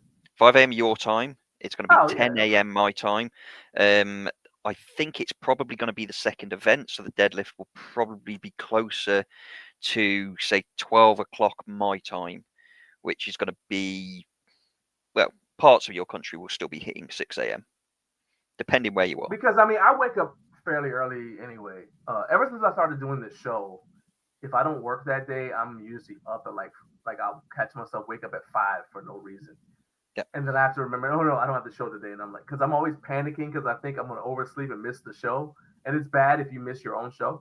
I just, kind of a life lesson. So I would tend to wake up pretty early anyway. But I mean, worst case scenario, I can always watch it on replay. But I want to be watching, not like you can see it, during the competition. But I want to be able to, I want to watch and kind of, cheer you on, man, and see it and congratulate you. So I'm definitely going to watch it. I know I'm definitely going to watch it. We're going to have 3 different events in this competition. They're all for, the idea is for people to break world records of all different weight classes through natural strongman. So we have the max log press. We have the max deadlift, which is obviously what I'm going for. And then there's the Atlas stone as well. Keith, you know what I'm saying, man? It's bad luck to miss your own show. You're like I've got this nightmare of waking up and just kind of like not realizing it's a Friday, and I just get up and I come, get my day going slowly or whatever. Come in here, sit down and do paperwork or whatever. Turn it on, and I see like messages for like, hey, you know what you were supposed to do today? Like, oh god. The YouTube chat is just full of people going, hello. Yeah. That would suck. Oh, I'm like, I'm not allowing that to happen. Oh, yeah. Shout out to Keith. Hey, man. I appreciate you being on here, my bad. So, yeah, everybody, if you love the sport of strongman, make sure you go and check out that link. I just put it in the description. Once this stream is over, we're going to be shutting it down at 9 a.m. And I'll put that link in the comments so people can see it. And then it's also going to be in the description. And then if you're listening to the audio version on Podbean, go to the episode description and you will see the link once again for you to check out Matt as well. And then I'm also going to create a community post that will post Sunday morning for people to be able to go. And it's Friday as we're doing this, obviously, hence the show title. Get up early with Garage and Life, but it used to be way too early for Friday. But it's Friday right now. But if you're watching this on a Saturday or something, go to my community post and you'll be able to see the link there, and you just go ahead and turn on notifications so you'll know when it starts. Let's see. Let's clean up these comments. Jared said, have you seen those guys and girls talking about the lumberjacks? I wouldn't pick a fight with them. Oh no, those people are like, it's the thing. They're crazy strong, and sometimes they don't even look like it. Yeah. Because it's not like they're doing anything for like hypertrophy. They're just working so their tendons and ligaments are stupid strong. Their grip is like crazy. And, you just see it's like some normal dude at the bar. And then, he can like do a sledgehammer lever like easily, and he's like, nah, I wouldn't do it. All right, well, man, what else do you have going on? We've already told people to follow you on Instagram. We want people to follow you to check out the live stream. What do you have going on after the competition is over? What's your next goal that we can be on the lookout and watch you train for? So what I've done after this competition, the world record's out the way, I will be going for England's Strongest Natural in February. That was not planned. I saw it pop up and was like, I could give that a go. But I've got a competition 2 weeks after that as well, which is going to be the one I signed up for, was my local town's Strongest Man. We hadn't held anything for before, so I thought it makes sense for me to step into it. And signed up to that one, and then England's Strongest Man popped up and went, "Oh, we're doing England's Strongest Natural. Who wants to do this?" And I was like, "Well, I can't say no." I feel like you could have, but I get your point. Yeah. Yeah. So I'm going to be prepping for that, which is going to be my heaviest competition to date. So that's going to be a lot of work. You didn't do Static Monsters this year, right? Unfortunately, no. I'd wanted to. But you were going to be doing this, so it was too close together. No. Is that what happened? I would have done both, but okay. The way that Static Monsters have worked this year is you can't have another gym within 450 miles holding the Static Monsters competition, because they wanted to spread it out and make it, I don't know, more inaccessible. I don't know. It's bizarre to me that they've done it that way, but well, I mean, I remember in America that was it a makes rule sense. before. That was a rule before, but they said they basically wanted to make it so that you so that the gyms weren't basically taking each other. Like, you don't want to have two gyms like right across the street from each other, and then it's lowering the number of people who come to each one, because the gym is supposedly like making money off of people paying entry fees and that kind of thing, or whatever, right? So it was to kind of reduce competition. But go ahead with your point. From us, that doesn't make sense, because it meant that the one gym in the country that had it was London, and no one else in England was allowed to hold that competition. Oh God! So there was one place, and traveling down into the heart of London, staying over, and competing there is extraordinarily expensive and very difficult to do. Gotcha. It's not the easiest city to traverse, and the stress of all that was just not worth it to me. Whereas the competition that I'd entered previously was in Preston, in a gym I've competed at before, easily accessible. And yeah, they just weren't allowed to.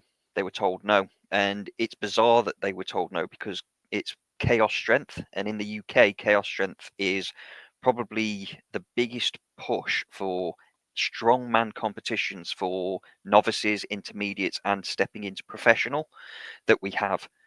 They hold competitions for OSG, they hold competitions for Giants Live, they held lots of the natural strongman competitions.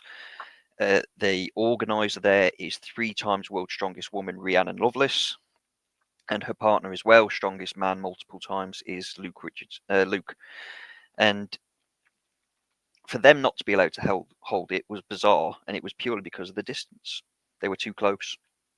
So, yeah, it put it off, unfortunately. So, I think part of that too, like you're saying, it makes sense for America, but of course, Static Monsters was created in Australia. So, which again is huge. Huge, yeah. So they're like, okay, well, there's a lot of whatever, but I think that this is a new company that owns it now, and I think that they need to take some time and take it goes back to what we've been saying all day. It's like, take the feedback from your customers and then basically make changes to improve the thing you're doing. So I think what would be the best thing for Static Monsters is for them to make adjustments, make an allowance for people in your situation, or let's say somebody's in Singapore, because I think they had a Static Monsters in Singapore, right? That's a small country, relatively speaking. You know what I mean? Yeah. So yeah, it may be small, but let's look at like what it takes for me to travel in Singapore versus traveling in here in the States. Let's think about traffic, think about the roads, all that kind of stuff. So I think they should do it like on a kind of a case by case basis type of deal. So yeah. Keith says Static Monsters was so much fun, but I agree. I wouldn't travel more than 30 minutes to do it. Yeah. Now, the one that we did when they were doing it in Arkansas, we actually had people fly there from New York. So the reason for that, though, is because the person was from that town in Arkansas Okay. and they lived in New York now. And they're like, oh, cool, I get to compete at home. And it's like this little small town. And they're like, you know, in their mind, they're like, there's no way I'll ever compete in front of my people I went to school with or whatever. Yeah. And this was their chance. So I do get that. But yeah, I'm 100% on board with you. For the most part, I'm not traveling for competition. Well, if I'm first starting out in the sport, Yeah. once you get to the point where you've been doing it for a while, then you start kind of like you want to travel because now you're going for where people are. You know what I mean? Like compete against the best people. Well, it's like this competition that I've got coming up on Sunday. It's 4.5-hour drive if traffic's clear. Mm. So I'm going to travel close to 350 miles Right. the day before to get down there, and then as soon as the competition's over, I've got to drive that back home. Right. But And it's the prestige of the event too. it's the fact that I'm going to get the opportunity to break a world record. So Right. that's why I'm doing this. Yeah. Generally, I don't mind traveling a couple of hours. That's fine. 4 hours is normally an upper limit unless it's something like this. Yeah. The next thing that I'm planning to do next year with that type of travel is to go and do the Dinny Stones in Scotland. And Oh, sweet. Okay. that's going to be like a 6 or 7 hour drive. Nice. Okay. Yeah, man. I mean, yeah, like I was saying, this like if you as you start to level up, now you're looking for the competitions where you're going to be going up against like the caliber of opponent goes up, and then when you're doing that, you're going to have to travel because they can't be right next to everybody. That's just not how it works. So yeah. No, if you're starting to step into the higher levels of the sport, the only way you're going to be able to compete against people of that caliber is to travel to them. Yeah, 100%. All right, man, dude. I really appreciate having you on here. It's been you've been so supportive of us even before we were on YouTube. When I was on Instagram, you know, I see the banner hanging in your shed all the time, and man, I'm like, man, it still gets me. I'm like, something that I created is in England. You know what I mean? It's in another country, and that it means a lot. So I really appreciate all your support. I'm gonna be there to support you as much as I can. And that kind of means that's why I'm going to be watching the live stream because I want to cheer you on. And then, My turn to wake you up in the morning. It ain't going to happen, homie. I'll be up already. You are. You're going to have to. I'm just in the don't go to future. sleep then. Don't. That's a good point. Yeah, you are. Yeah. It's 2 p.m. here. Good Lord. You know, so because of my night job, for half of the week, I'm actually, my wife laughs at me. She says I'm on Bangladesh time. Because that's when I'm at work. So you'll see me like make comments or something on videos because as I have time at work, I can go and I can just answer people's questions or whatever. I can't do anything really involved. But it's funny because people will see me post stuff at like 2 a.m. They're like, why is this dude always available? I'm like, I'm really not. It's just it's strategic, man. It's strategic. Anyway, dude, I'll let you go get some rest and get ready for tomorrow's drive. Thank you again for being here. Everybody, once again, make sure you follow Matt at tattooed_saying on Instagram and on TikTok, where he may or may not dance. But you will get to see him lift a lot of occasionally. Occasionally. Thanks for being on here, my man. Thank you for having me. Take care of yourselves, and I will speak to you all after the competition. Yeah, man. Peace out. Later. Take care. See you guys. All right. So that was Matt Welch, and Matt is I said he is a cool dude who's been supporting our channel for quite some time now. Now let's talk about what's coming up next week. So next week I've got my guy David Huckleby. He's coming on. I kind of mentioned this I don't know before, but he had an issue with Texas Power Bars. Well, they told him how to. After you guys helped get the word out about the video we did talking about how they ghosted him, they reached out to him and they've told him a solution. So David is going to come on next week and he's going to fix this thing live because they told him to take a hammer and hit it. So I said, all right, well, come on the show and you're going to bang this thing with a hammer and we're going to see if we can fix it right there. All right. So stay tuned for that. And that'll be, I'm hoping it actually works out. I'm still trying to figure out if I can get Texas Power Bars on here because I want them to get a chance to tell their side of the story. But before we go, there is something that I wanted to do. And let's see here. See if I can't get this to work real fast. Just bear with me. All right, and I think this will work. Yeah, I think this will happen. All right. Because I have an actual question I want you guys something to help me out with. I posted this on, or actually I'm going to be posting this on YouTube, but you guys will see it before everybody else. And that's one of the advantages of being on the live show. You get to see stuff that I'm going to post before everybody else does. So there we go. Let's see here. I just got to upload it real quick. Get this video file here. Down, and boom, boom. All right, here we go. Hey, remember back in the day when people, for some strange reason, used to keep important papers in their Crown Royal bags? You didn't. Come on. You ain't got to lie, Craig. You ain't got to lie. Anyway, so in the same spirit, just keep that same energy. I need some suggestions for what to do with this Microgains change plate storage bag, right? So it's supposed to have my Microgains plates in it, but obviously I don't need it because I keep them on these plate hangers on my rack. So drop a comment. What should I start storing in here? Best wrong answer wins. Go. All right, so that's what I wanted to know. I want to know what you guys think I need to start storing in my Microgains plate carrier bag, and I'll figure out like some sort of thing I can give away. It's kind of just like a thing for fun. So I'll be posting this video as a YouTube short. That video you just saw, I'll be posting it as a YouTube short. Probably later on today, maybe in the next couple, maybe about 20 minutes. I'm going to post it. I want you guys to all go there, and I want you to comment and let me know what you think I should start storing in that bag. And we'll see if we can't give y'all something cool for the best wrong answer. You get points for humor. All right. So there we go. Points for humor. Anyway, as I said, let's go ahead. We're getting ready to start wrapping this up now. Shout out to the West Coast. Thank you guys for joining us. Thank you for getting up way too early with Garage Gym Life. This has been a lot of fun. If you guys are just now starting checking out the show, you're going to go ahead and go back to the beginning. You want to rewind it and watch everything that came up. We had news and other things, had some good announcements of some sales. We had my guy Jonathan from NoFate 24/7 on here talking about his channel, talking about a lot of cool stuff. Then we just had Matt Welch, who is a strongman competitor, and he's getting ready to try to break a world deadlift record on Sunday. So it was awesome having him come on here and talk about his training and just kind of hang out with us before and kind of hang out with us, before the competition. So we already got some